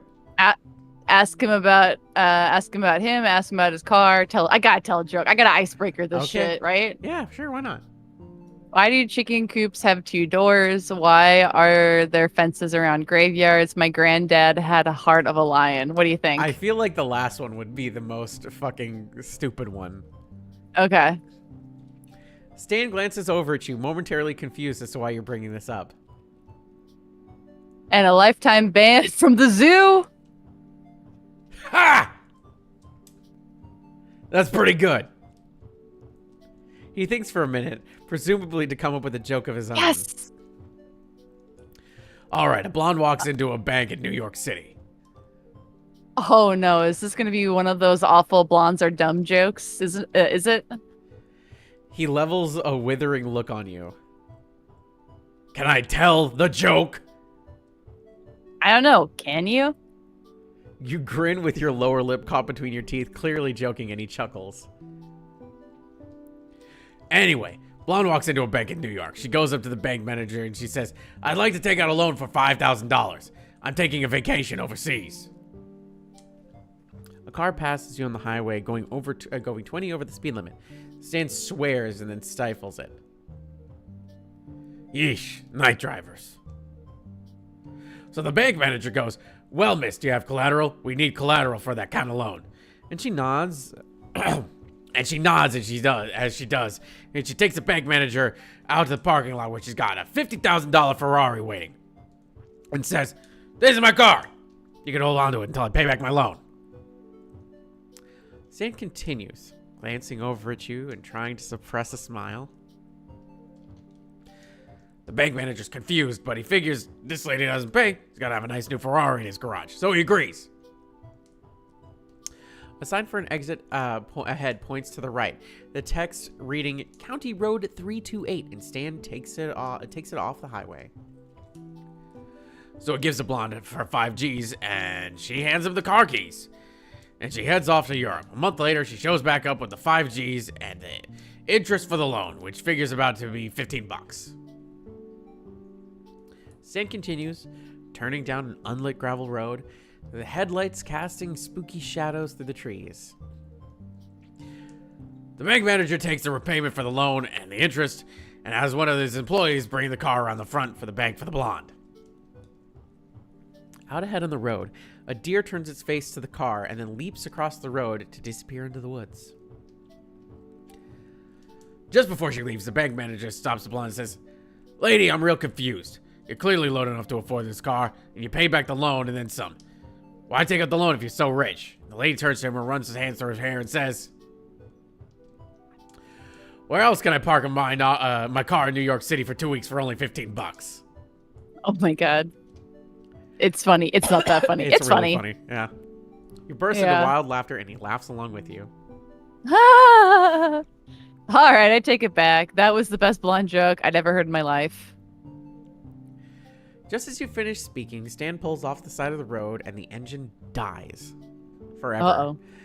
As you step out of the car, the unearthly silence of the woods envelops the two of you. Ooh, romantic. Out of the woods ahead, you see a single bright light. Oh my. Is this the place? Just about. You follow him back to towards the trunk, which he opens quietly and slowly, frowning as it squeaks. What are we doing here? You might not guess it looking at me, but I got a thing. The two of you stare at each other for a moment. He looks a little nervous. For art. Seriously? Oh, is that all? That's pretty cool. Really? I do too. Yeah, sure. He brightens, smiling in the dim haze of the trunk light. Well, this chump up here has one by this artist, Gustav Kluneng. Snuck it right out from under me at an auction. Been trying to buy it off of him for years, but the jerk won't sell no matter how much I offer him. And trust me, you meet this guy, you know it's out of spite. So we're stealing it. You got it, kid. I don't know if I'm okay with this, actually. Well, you did try to buy it first. Frankly, I'm surprised you haven't done this sooner. What do you Last think? one. Sooner? Last one? Yeah. Stan laughs quietly, fishing around in the duffel bag for you don't know what. Wait till you see it. It's a masterpiece. Oh, now this is beautiful. This is beautiful. I've been waiting 6 months for him to get out of town. Here, take these. He pulls out a pair of gloves from the bag, handing them to you. When you slide them on, they fit almost perfectly. Thank you, Rika. I guess your size right. I guess your size right. You nod, wiggling your fingers. Stan chuckles, pulling out a pair on his own, a set of black leather driving gloves with silver snap closures that glint in the light from the trunk. Wow. You ready, kid? As I'll ever be, you bet. What do you think? I think you bet. Okay. You got it, dude. You got it, dude. You got it, dude. Stan tucks a few things into the inner pockets of his jacket that you can't see in low light, and with the trunk shut, just as quietly as it was opened, you follow him up into the woods towards the distant light. As you near it, a porch takes shape within the light's glow. Behind it, the dark shape of a house sits in an even darker woods. Stan leads you past the front porch and around the corner of the house to a set of stairs that appears to lead to a basement. Ah, this is my favorite part. He withdraws a small, black shape from his pocket and something that looks like it might be a pen. The pen-shaped thing turns out to be a small flashlight, not a fleshlight, as my brain originally read it. And he holds it in his teeth as he opens. Don't put fleshlights in your teeth. Jesus. As he opens the black case to reveal a set of lock-picking tools. Wide awake all of a sudden. You're a lucky person, kid. You get to see the artist in action. Wow. He gets to work inserting one tool in, and Jesus Christ, that's sexual, and wiggling it down to the bottom, super sexual still, to the bottom of the keyhole. No. Then pulling out another and poking at the innards with the Jesus Christ of the lock with it. That's super sexual sentence. Only my doctor's allowed to do this. Inserting a tool, wiggling it down to the bottom of the hole, and then putting out another, and then poking at the innards with it. Yeah.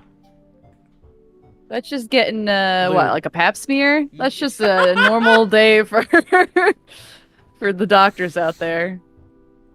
You glance around in the darkness as he works, half expecting to get caught before you get anywhere. But then the lock clicks, and Stan stands, opening the door for you with a flourish. Have you ever picked a lock, Molly? No. It was one of those 2020 almost impulse purchases, but my stepbrother did make the impulse purchase, and he does know how to do it now, which is really funny to me. It's not that hard. Most locks are pretty easy to pick. Yeah. I've done the ones where it's like you just have to like push it out, like you use the clothing hanger to like push in. Done that, but like actual like needing lock pick stuff, I haven't. I have absolutely done it before. Don't ask me when, don't ask me where, don't ask me how. Proud of I you. won't tell you. That's fine. It's Was part of the that it? mystery. That was a lot quicker than I expected. That was so cool. Tell him What do he's you think? cool. Okay. He beams with pride, and you smile politely as you step through the door in front of him. Ladies first. Thanks. The basement is unlit. It smells like dust and mildew, the air sour with wet dirt and mold. Why, Jaded? I did say you can ask why. Because it was for Oh, I thought you said can't. I thought I heard no, can't. I don't ask me when, where, and how, but I never said why. They did Oh. ask why. The why is very simple. It was for a production. It's always for a Well, there you production. go. There you go. For the Stan- good of the people. It was for the good of the people. Stan moves past you in the dark, his little pen flashlight still lit, and leads you through a cobwebby laundry room and towards a door across from the bottom of a set of rickety wooden stairs.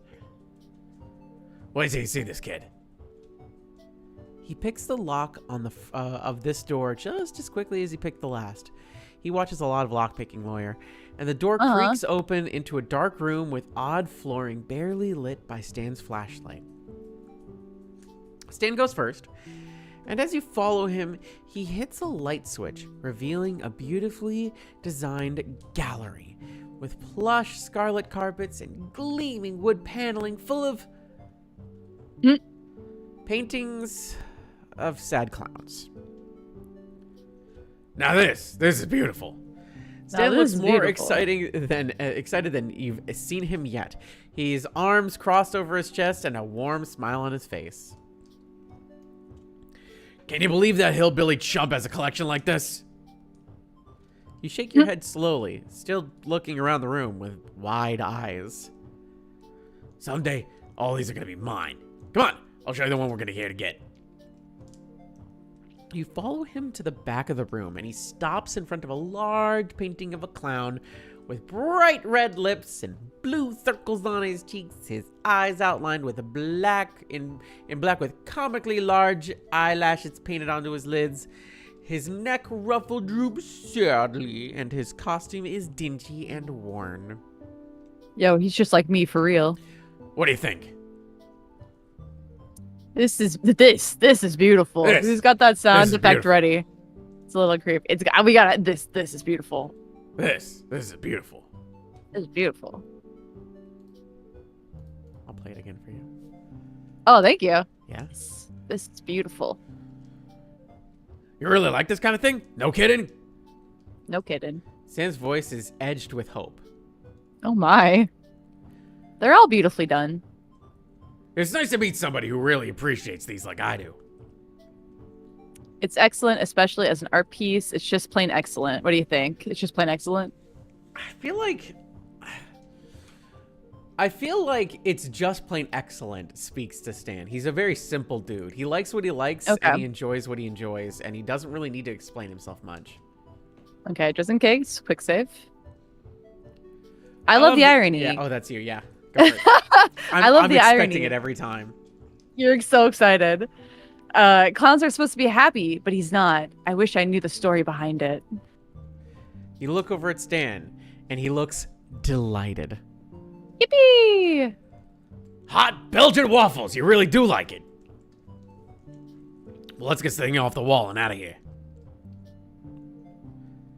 As he works to get the clowning off the wall, you wander the room looking at the other paintings. As you look over the portrait of a mime with dirt on his white and black striped shirt. I don't know why that was hard to read. You're suddenly grabbed by your shoulders. Jesus. Boo! Ah! You scream, eyes shut in fear, as you throw a weak karate chop at the source of the noise, making unimpressive contact with something solid, muscular. After a moment's panic, you squeeze whatever the thing is in your hands, oh my god, and open your eyes, Jesus. finding... Ha! Was that supposed to hurt me? Stan's arm and shoulder and pecs and face and beard and the Body. rest of him. My gosh. Boy, he's really Woof. packing some heat in there. Wow. Woo, I'm about to make a name for myself. Who about am I gonna name a name for myself here? Oh my god. I don't think you guys walk out of this one. You just tell everybody what happened here. You just tell everybody what happened here today. You just gotta tell everybody what happened here today. I don't think I want to. He laughs, apparently very Oh my pleased with God. himself for scaring the absolute life out of you. Hang on, I got an eyelash in my eye. I gotta too hard. I gotta wipe Woo, the sweat I gotta off. make a name for myself. Ooh, I gotta make a name for myself here. Ooh. You need those boxing tips more than I thought. You couldn't defend yourself from a fly with moves like that. You laugh shakily. Ah. Thank you. And then then you realize you're still feeling up Stan's arm. I mean, that was intentional. Sorry about that. Wink. You pull your hands away a bit too fast, and he chuckles, Yoink. blushing all the way up to his ears. Teehee. No problem, kid. He clears his throat, and the silence between you begins to grow awkward before it's interrupted. Uh-oh. Upstairs, in what is supposedly and supposed to be an empty house, you hear footsteps. Pa, pa, pa, pa, pa, pa, pa, pa. Stan apparently hears them too. A sudden series of expressions cross his face from shock to confusion to terror and finally settling on indignation. He quickly takes you by the arm, wow, whispering harshly Wow. in your ear as he drags you towards the entrance of the clown room. As soon as he comes in here, shut the door, and I'll shove these boxes in front. You nod, and just as a line of light from the top of the stairs blooms into a wide swath, you and Stan duck behind a wall near the door to freedom. One corner of the stolen painting poking you uncomfortably in the ribs. Is that a stolen painting we just stole? Or are you happy to see me? Both. Who's down there? Now, who's down there? Who's down there? Now. Slippered feet come down the wooden steps ahead of you, and when their owner notices the light on, he holds something long and gun-shaped in front of him. It's probably a gun. Might be a gun, dude. I don't know how to tell you that. Pines, if that's you, I swear to God, I'll really shoot you this time. Gun-shaped? Gun? Gun? Gun. Gun. Gun. Gun. Gun? Shaped? Shaped? Gun? Gun? This is you. It is me, honestly. Stan nudges you, jabbing a thumb towards the door leading outside, and jerks his head towards it. Run. You take a step out from behind the wall, take Stan's hand in your own. Oh my God, you're holding his. And pull him into a jog, and then a run. The two of you scrambling up the concrete steps out into the cool night air as a voice shouts, swears behind you. Things Disney won't allow in their cartoon are now being said, so Stan kicks the door shut on his way out. And there's a startled yelp behind you as it makes contact with the owner of the house. There's more swearing, again, things that Disney doesn't like, but you lose it behind you as you run. Flashlight in one hand and Stan's hand in the other. Wait a minute, I'm alone. I can swear for real. Son of a bitch! When you reach the tree line, as you part and maneuver your way through the bushes and brambles, Stan crashing through them behind you. As you run, deafening gunshots go off behind you, and you realize that you're being chased. Oh my. Holy smokes, run for it, crisp milk yum yum! Again, just cutting the tension with this shitty name. The noises get closer, close enough that you can hear your pursuer swearing continually and loudly. That sounds like me.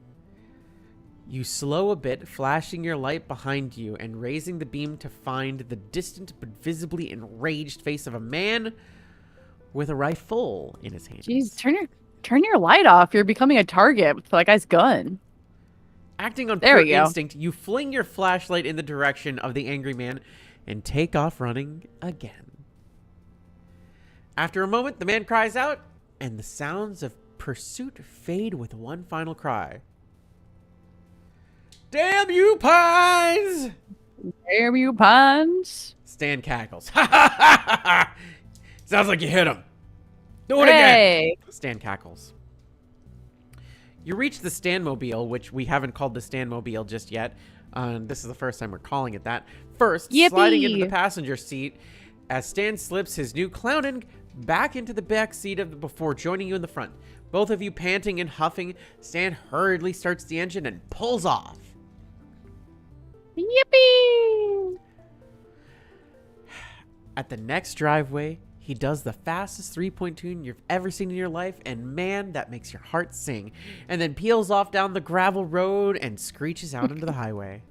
The three-point turn's what gets me. Yeah. Nothing else until this point, but it's the three-point turn. That's where you feel like you've gotten out of danger, and then he does the cool car thing, and you're just like, oh, he did the cool car thing. Wow, it is about family, Stan. It's about family.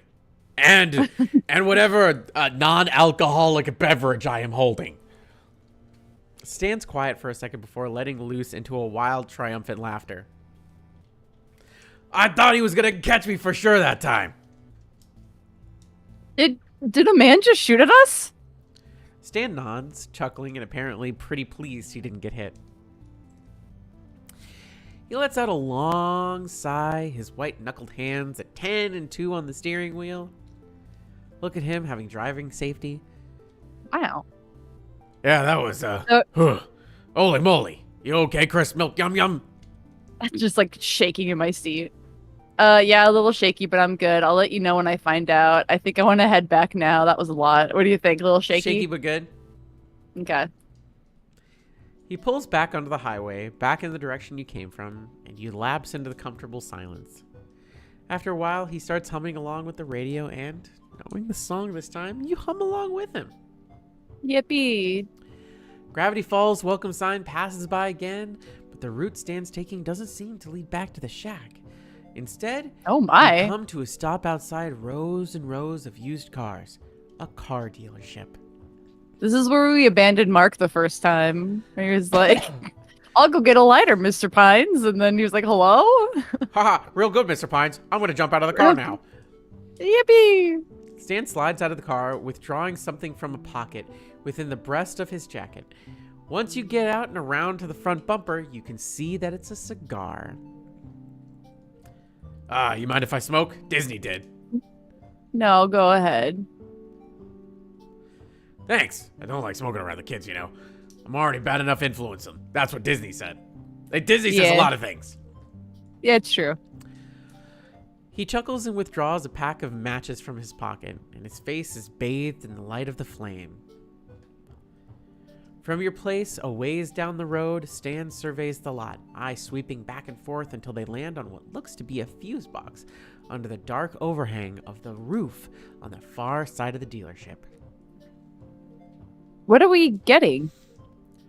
New drive belts, some spark plugs, a couple other things I can't remember the name of, and Martha worth explaining because car stuff is annoying. It won't take all night though, right? He shakes his head, taking a long drag from the cigar, rolling off his lips into the night. Oh my. You lean I'm looking respectfully, very demure, very respectfully. You lean back against the front bumper of the car next to him and stuff your hands into your pockets. There isn't much light pollution around here, so the stars are bright and numerous above. See how I put my hands in my pockets? Very demure, very respectful. I don't go on heists with Stan and I touch him unconsensually. No, I put them in my pockets, very demure. Provided your car gets fixed up, this might not turn out to be such a bad trip. Take a deep breath in through your nose. The smell of a sweet, heady cigar smoke and crisp night air and old man musk fills your lungs. Very respectful and demure. So, how are we doing this? We gotta get rid of the lights. I doubt Bud's ever clever enough to have night vision cameras. He laughs a little as he speaks, smoke blowing out into the night with each individual laugh. But we cut the power on the whole place, and the cameras are gonna be gone anyways. So we cut the power, find the car of the same make and model as yours, dig out the parts your car needs, an hour, maybe an hour and a half tops. I can get the lights. Stan turns his head and looks at you, waving away a fresh cloud of smoke as he accidentally exhales in your direction. Oh my. You sure? Yeah, I got it. Yeah, okay, we got this, right? Yeah, it's fine. We'll be fine. Yeah, we'll be fine. We'll be fine. The two of you stand there in silence for a few more minutes before he bends down and grinds his old cigar coal. What? He grinds his hips into the asphalt. Literally looked away for a second and I got caught looking back real fast. He bends down and grinds into the asphalt, straightening out with a groan and a huff. Stop. Wait, this is real. Why is this in It's here? I only took out some words. God damn it. See? Eesh, starting to remember why I don't quit doing this kind of thing. You sure you're alright with this kid? You know, robbing the place? You don't think I can do it? No. That's, do it. You've been keeping up with me just fine all night. You just don't seem the type that you got a lot of experience. I think I've got plenty of experience tonight alone. I'm nervous, but I can do it. Tonight alone? Yeah. Yeah. He smiles, a warm and genuine expression that ignites something fuzzy and soft inside you, like an affinity for older gentlemen. I feel so alive. You don't notice you're staring until he turns away and moves away towards the trunk. See how I stare? Very demure, very respectful. He reaches into the car and pulls a lever under the driver's side of the front seat, and the trunk pops open. You follow him to it, and after rummaging around in the contents for a minute, he brings out a pair of pliers. Nice. All right, you go over there and take care of the lights. I got a few things to get together. You crouch down behind the fence when you reach the lot, scrambling along in the shadows until you reach the dealership's main building. With a peek over the edge, you see the wall of the office building is cast in shadow from a poorly placed streetlight. Another peek, and you spot the car the same make as yours off of the back lot. Near a sign that says, "Discount section, big deals." Big deals. It takes an embarrassing amount of effort to get over the fence, but you manage it and press yourself flat against the wall, inching towards the fuse box. It's locked, but you pry it open with pliers and look over what's inside. A bunch of switches, some wires. Flip a bunch of switches, flip the biggest switch, rip some wires out. What do you think? Rip some wires out. Okay. Not the most elegant job, and you realize after you've done that you're glad you're still wearing gloves Stan gave you earlier, in case what you did was dangerous. The lights, however, remain unchanged. Uh-oh. Big switch? Big switch. Yeah. With your face pinched in concentration, you push the biggest switch in the opposite direction, and the entire property goes dark. The ripping the wires out was just for serotonin. That wasn't part of the plan. It's just cool. It was just, it felt right. It was a movie move. Yeah. You slip the tools into your back pocket. The tool in your back pocket and take a look around just to make sure the power is still out. I just pocket the wires. I get free wires from ripping them out. You can use it for the car. With a satisfied nod, you feel your way out into the parking lot, knocking your shins on 3 separate cars before you figure out that's a Molly move. You should probably just stop and wait for Stan. It's true, though. I found a new bruise on my leg today, and I was like, what the fuck are you? Where'd you come Molly, from? Did you know that that's a common sign of having ADHD? No. Yes. I'm just thinking about stuff. I'm just thinking about Grunkle Stan, okay? Molly, that is the most common. Did you grow up like randomly finding mystery bruises all over your arms and legs? It's an ADHD thing, Molly. No, just recently. I'm just old now. Uh-huh.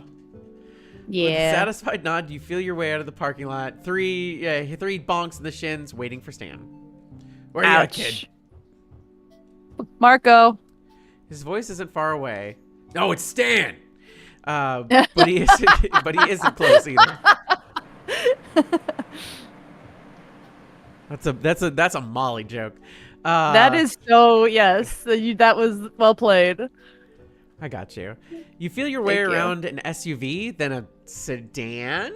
The gravel in the parking lot crunches under your feet, and you respectively stare down at the ground ahead of you as your eyes slowly adjust to the darkness. But then you look up and you see the brightest thing you've seen in your life. It's Stan. Out in front of you, a flashlight turns on and scans the lot until it finds you. Ah!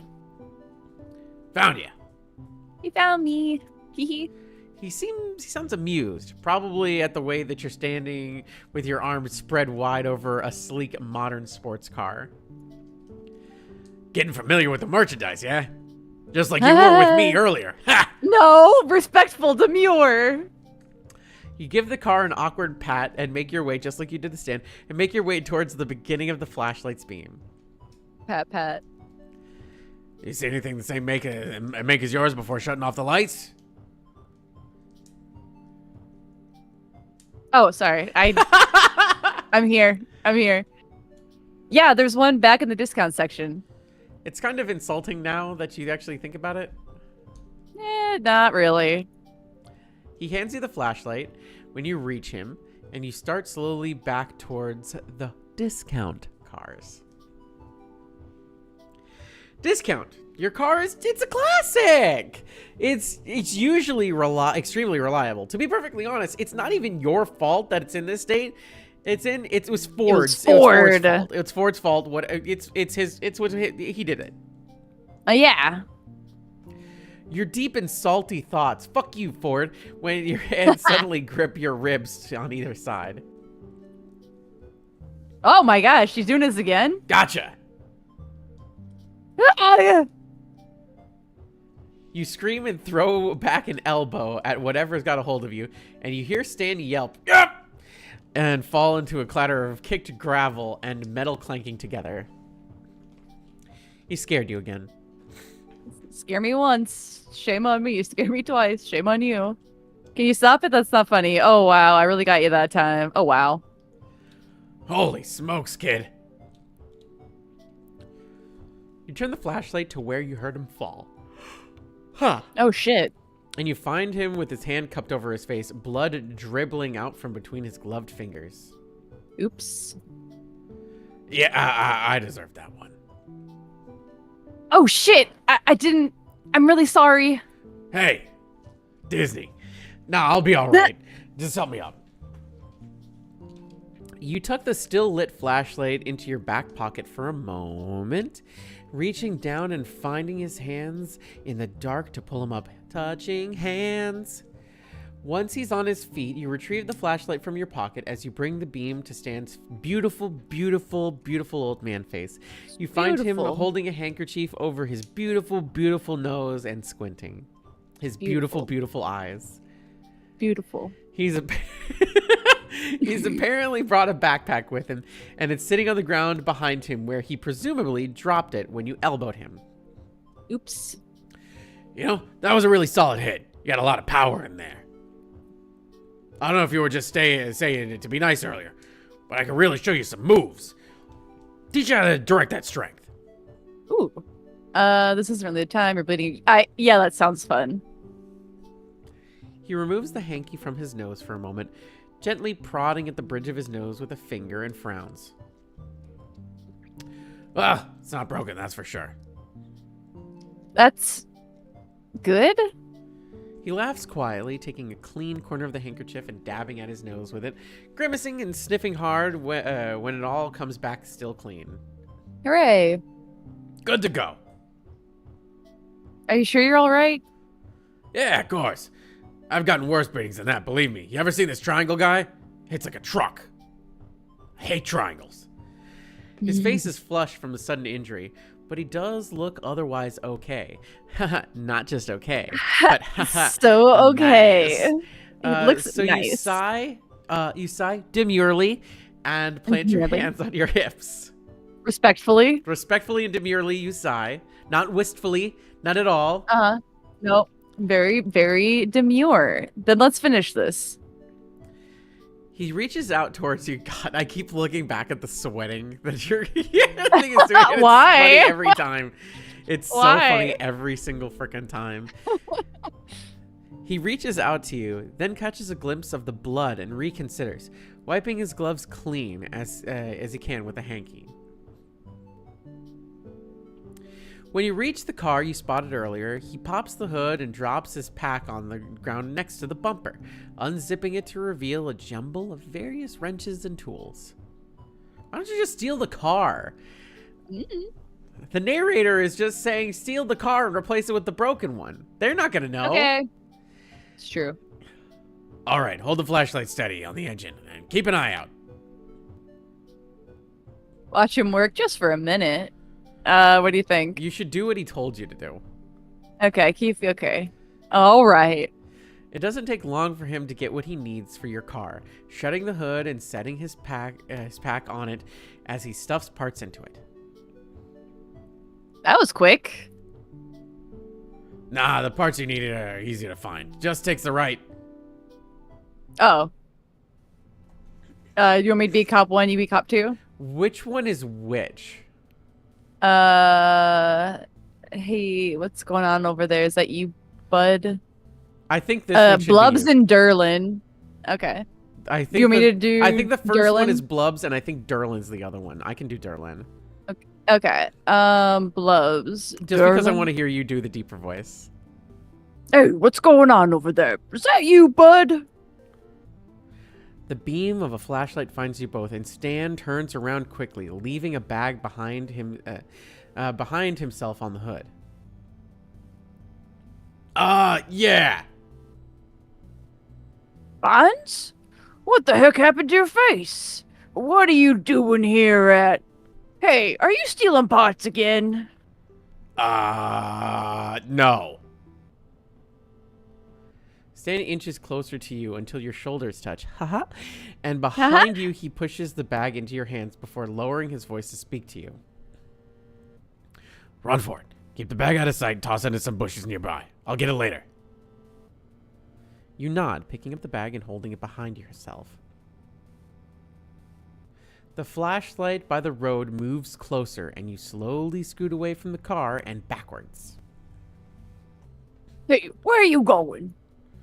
You move backwards a little faster, still keeping the bag out of sight, and when the light leaves you to check on Stan, you make a break for it towards the back fence, throwing the bag over it ahead of you. A new voice speaks nearby, speaks, and you yelp. Hey, where are you going, burglar? You're under arrest for burglary. There's a shout from behind Stan. There's a shout from Stan behind you, and there's a heavy thud, and one of the car's alarms starts squealing. You're so surprised by the alarm that the second cop gets his hands around your wrists and slaps a pair of handcuffs on you. You better quit your squirming, buddy. We got you fair and square. Come on, Blubs. I saved the town from an interdimensional demon. Give me a break. Sorry, Stan. We got a job to do. Stan grumbles quietly, and the man behind you leads you towards the road behind Stan and Blubs, who's now got cuffs on him. Wow. You need to get out of this, but how? Go for the cop. No. Go for the cop's gun. Try and grab something off his belt that's a little less dangerous. Yeah. Yeah. You close the space between you and the cop behind you. Once something moves between your fingers, you quickly grab it, bringing it back. Well, you're not sure what it is, but it feels like it's cold and metal, and you slip it into your back pocket. Aw, shoot, darling. We don't have the cruiser. Me and my ideas for romantic strolls in the moonlight. Well, why don't we just Commander Stan's car, sir? Don't you mean commandeer? I don't know. Edward Derlin, you are an absolute delight, and I cherish having you as my life partner. Oh my gosh. Derlin giggles. Behind you, and Blubs giggles with him.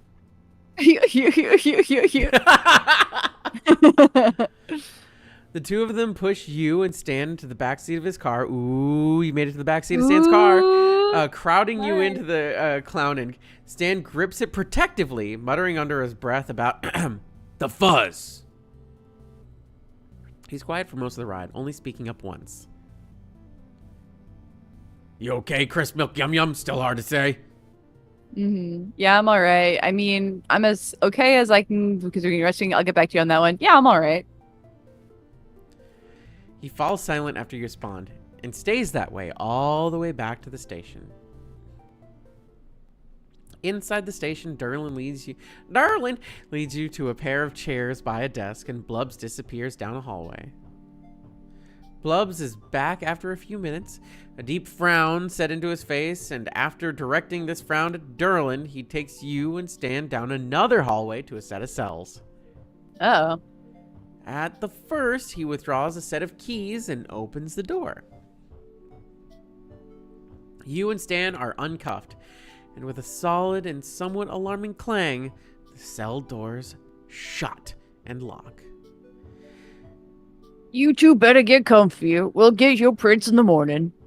Stan grumbles, setting down onto one of the provided bunk beds, and you sit down onto one of the next facing it. And there are two beds. My favorite trope, bunk beds. And they were cellmates. And they were oh my god, they were cellmates. He peels off his gloves, tucking them inside out into his pocket, and fiddles with a loose thread on the thin wool blanket on the bunk bed. Through the door at the end of the hallway, you hear Derlin say something about fancy black finger paints to Blubs. Here in the bright fluorescent lights, you can see that he still has a bit of blood smeared under his nose and on his chin. You feel a flush of embarrassment and you remember that you're the one that did that to him. But you'll do worse to him later. Ha ha, with consent. Ha ha ha. I can't wait to see how everyone back home reacts when they find out I've been arrested. Well, this is not so great. Are we really in jail right now and I'm not having some kind of weird nightmare? This is not so great. I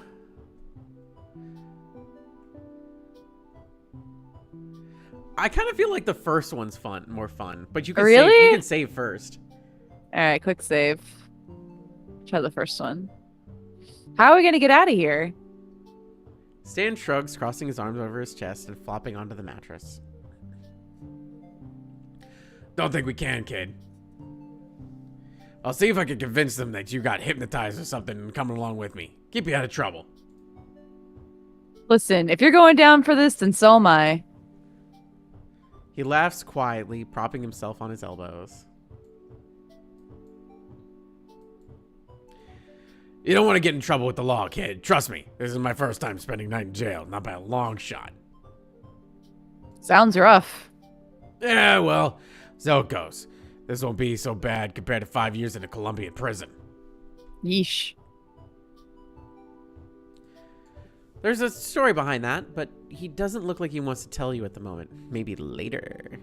Later. Anyway, the only way we're getting out of here is with the keys. Then we can just slip out a window or something.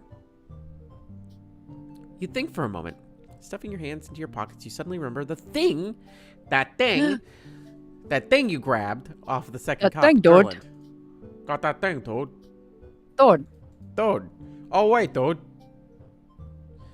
You jump to your feet and dig into your back pocket, withdrawing the small metal thing you stole to find that it's a smaller gun. A set of car keys on a plastic keepsake photo fob. Stan's not looking, staring down at the floor of the cell instead. He looks all sad and demure. But you very think, respectful, very demure. Very respectful, very demure. But you think you know what to do with these. You go to the bars of the cell looking for Derland. Hey, can you hear me out there? You dropped your car keys. The faint discussion in the other room stops, and a moment later, Derland comes into view. Where'd you get my keepsake key fob? I've been looking for that. You hold it out through the bars with both hands as he reaches for his key fob. You reach out to his belt with your right hand and unclip the ring of keys from his belt. He doesn't notice. Derland thanks you for returning his key fob and gives both you and Stan a scrutinizing stare before heading back down the hallway and through the door. Where? You hold out the keys in front of yourself and jingle them triumphantly. Are you impressed? Look what I got off Derland. Hey. Stan stares at your hand in disbelief, then at you, then back at the keys, then back at you, then at the keys again, then at you, still at you, back to the keys, back to you, holding on you, holding. A hand. Back to the keys, back to your hand, back to the floor, back to your keys, back to you, and back at you before laughing incredulously. Wow. Are you sure you don't have experience with this kind of thing? Stan takes the keys from you. I don't know why. Looking over them in his palm, he smiles up at you, then looks down at the keys, then looks back at you, back at his keys, covers his mouth, back at you, back to the keys, and then dragging it down over his chin. I can't believe I've been shown up by a tourist. Hee. Well, get used to it, buddy, because I've got skills. Hee.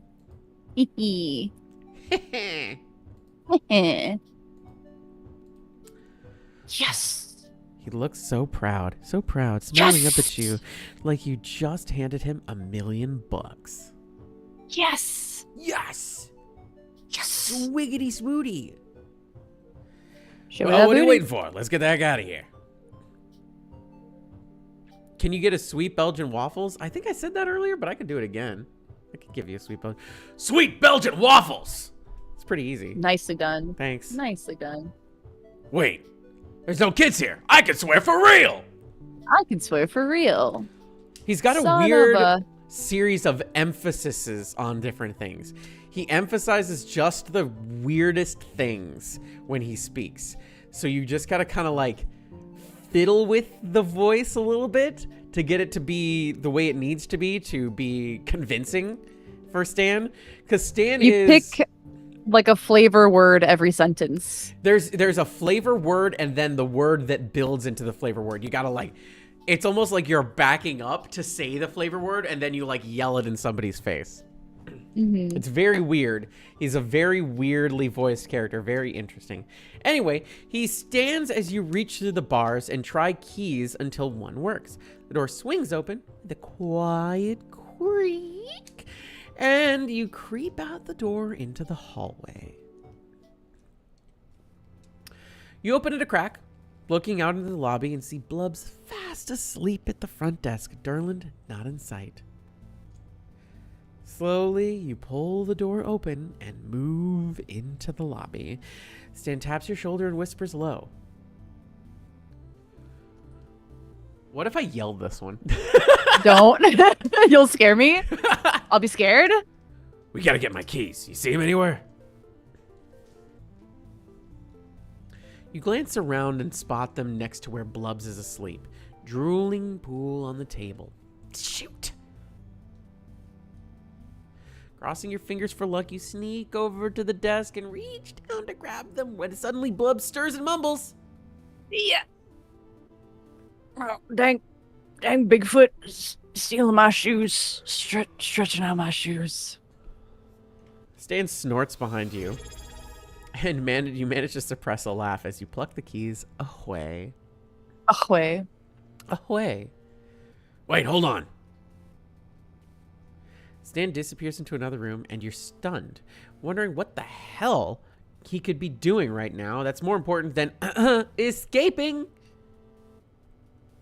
Before you have a chance to call him something you might regret later, like handsome or sexy. Anyway, he reappears in the doorway with a troublesome clown painting under his arm. Seriously? Duh. All right, let's roll. Let's roll.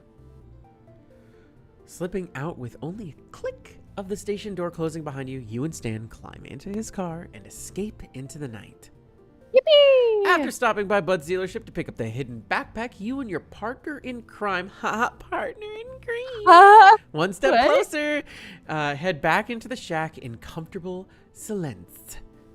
You'd feel tired if it weren't for the transition that happened. You carry the backpack inside while Stan brings the clowning and the briefcase, setting both on the kitchen table. Sorry. Oh, you're good. I call that a successful night. Even though we got arrested, so would I. And fun, too. You grin over at him and realize, in the bright kitchen light, he's still got blood on his face.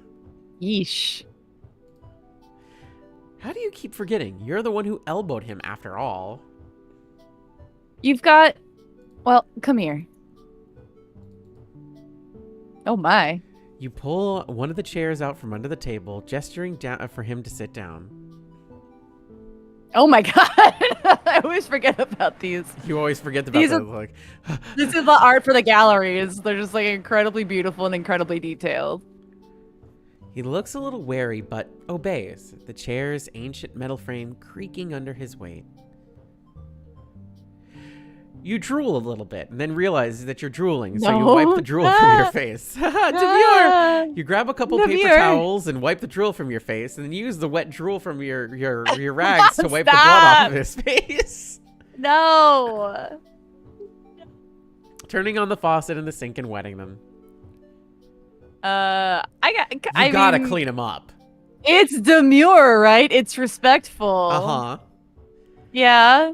Mentally steadying yourself, you hold the sides of his face and neck in your hands because, oh my god, with gentle pressure, you guide his head to tilt back until he's lit up fully by the overhead light. And oh no, he's hot.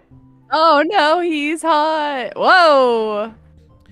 You can feel him blush under your hand, his skin heating up, and he seems too surprised to protest or even speak as you wipe the now dried blood from his face. Hachi machi. He's quiet while you work, watching you with warm, brown eyes rimmed by dark lashes. My goodness.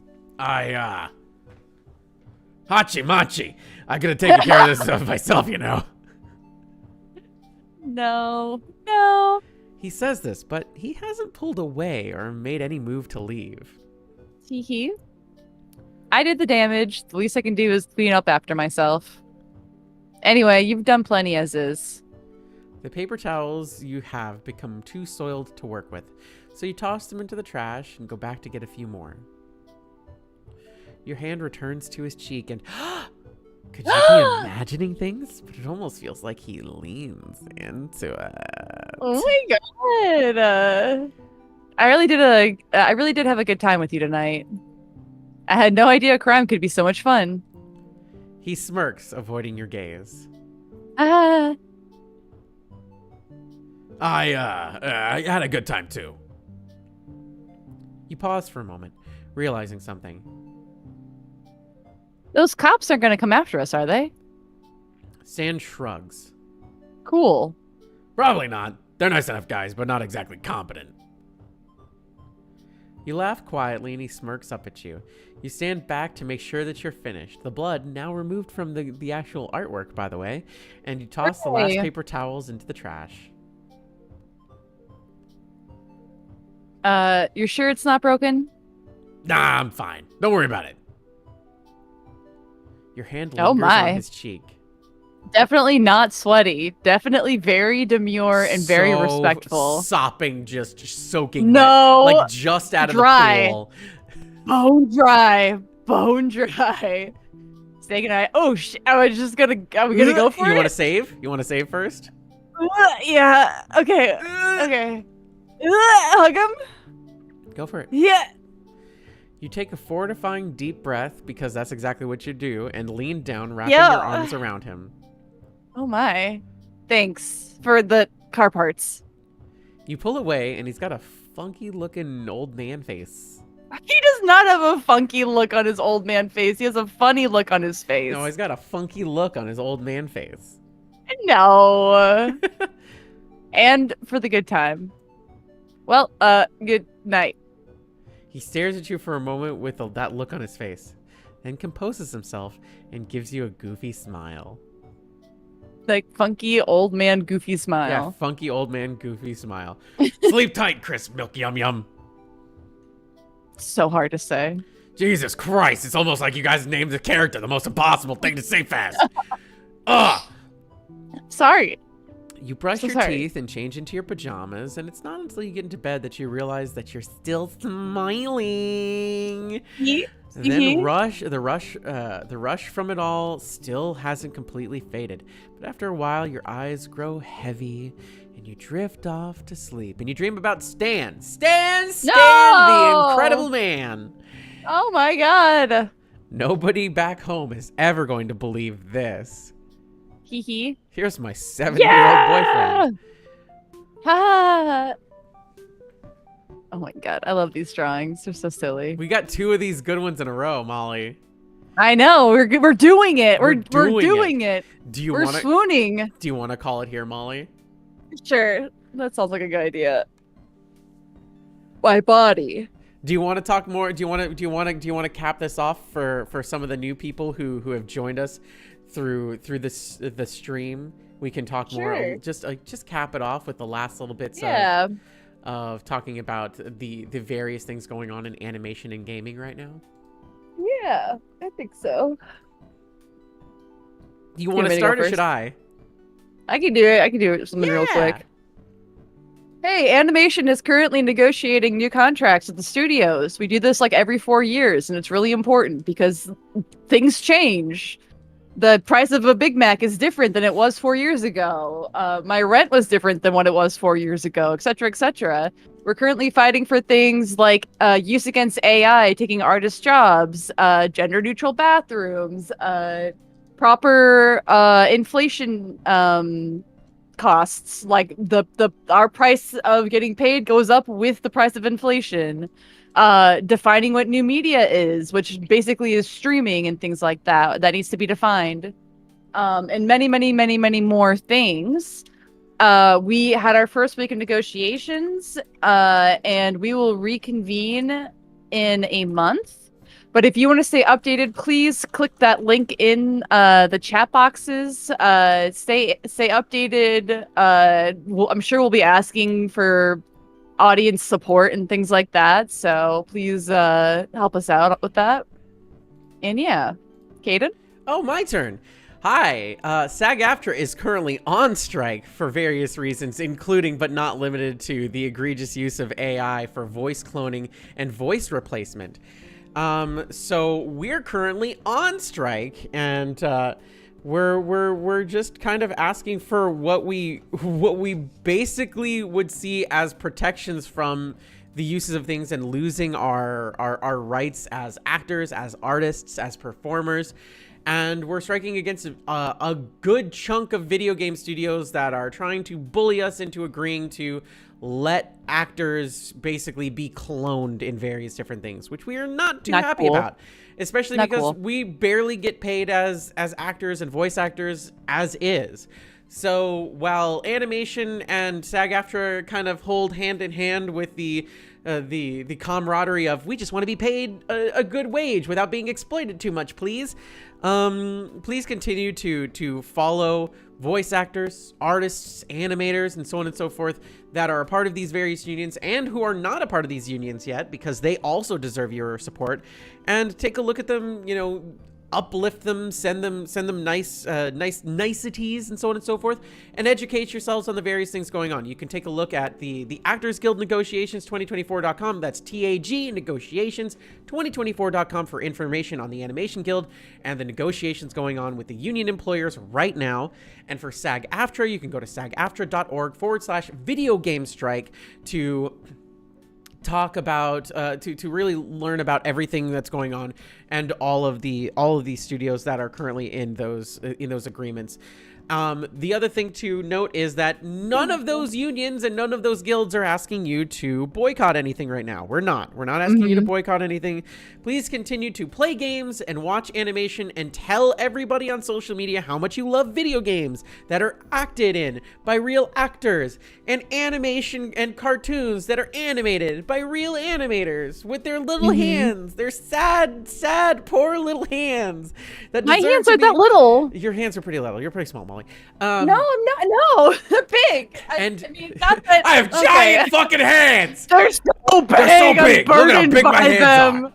Anyway, I wish they were tiny. While all of this is going on, if you have the ability to support people like myself and Molly, who are caught in the crossfire in a lot of this and currently out of work because of a lot of this, you can check and hang out with us here on our various Twitch channels. You can find me at Kdin Jenzen pretty much everywhere, and of course you're either here or with Molly right now. I'm going to go ahead and give a shout out to me on Molly's side. Oh, sorry, I could do that. I can do it I can do it. See, look at that. Okay. And then Yippee! on Molly's side, or my side, I should say, I can shout out Molly. We play games together fairly frequently. Yeah. We play lots of stuff, and I'm currently, because of the whole video game thing, I'm going back and playing old retro games because it's fun to remember where we started and where we are going and how to better correct things for everybody else. Molly and I also have a podcast called Yayo Talk Show. If you like One Piece or you have never seen One Piece, period, you can check out Yayo Talk Show. It's really cool. We really do appreciate all the support everybody gives us for Yayo. But on top of all that, if you have the ability to support directly, monetarily, we know that that's not necessarily possible for everybody, but if you can, Molly and I have various contribution links. I have mine on Tumblr, and I believe there's some down below on this, but you can mostly find it on Tumblr, of course, and I can link my Tumblr as well. I can just go to, !Tumblr. And Molly has hers on her page, which I believe is Ko-fi Kofi.com / If they go to Tumblr, they'll find it too. I just linked both. Fantastic. We really do appreciate you guys hanging out with us and enjoying what is a very indulgent game for Molly and just really fun for me. Because I get to do all sorts of silly voices, something I very much enjoy doing. That's true. But we really do appreciate everybody being here. Be it 5 people, 10 people, 15 people, 10 people, 100 million people, whatever. We appreciate you taking time out of your day to spend time with us, and we hope you continue to do that. And is there anything else you want to talk about, Molly? You're not streaming for a little while, correct? Yeah, this is my last stream for 2 weeks. I'm on vacation, but I will be back, and we'll probably be playing Kirby the Forgotten Land, I think. Yeah. Or we'll play more of this too, but I think that's what we all voted on, was Forgotten Land. We all voted that. I didn't vote that. Me as well, all of us, to our poll. What did I vote for? What did you have on your thing? You said Pikmin, I think. Yeah, I wanted you to play Pikmin. Pikmin. Pikmin 4. We will. I'm currently playing retro games, basically everything from GameCube, PS2, Xbox, and Dreamcast and back. And I know a lot of people are like, those are retro now? It's like, yeah, I'm sorry, everybody. We all got older. But currently I'm playing through Silent Hill 1 on the PlayStation 1 and Chrono Trigger on the DS because that's the best quality version of it without the crappy load times from the PlayStation version. So I decided on that version, even though it's basically identical to the Super Nintendo one. But that's about it. I think that's it for us. Again, we love you all very much, and thank you for joining us. Until next time, I'll see you all back here on Friday. Molly, we'll see you in a couple weeks. And when you come back, we'll have a lot of cool things for everybody to see, both on your Twitch and on Yayo Talk Show, which we're doing a D&D campaign inside of the One Piece world with a very particular, it's a set of rules that were built by a group of people who really like One Piece. It was One World Inc., I believe. Yeah. And even if you're not a fan of One Piece, if you're a fan of Dungeons & Dragons stuff and a bunch of goofy nerds from around video games, animation, and acting, then come and join us on our own little adventure. They're really fun. We just met the greatest NPC of all time, Little Cutie Patootie, and we hope you enjoy that as well. Luigi. So go watch, go listen to Darshi Rolls, which is our D&D style One Piece podcast. You don't even need to know anything about One Piece to enjoy it. That's it. We're done. Yeah. Okay. We love you. Bye. Love you. Bye. Bye.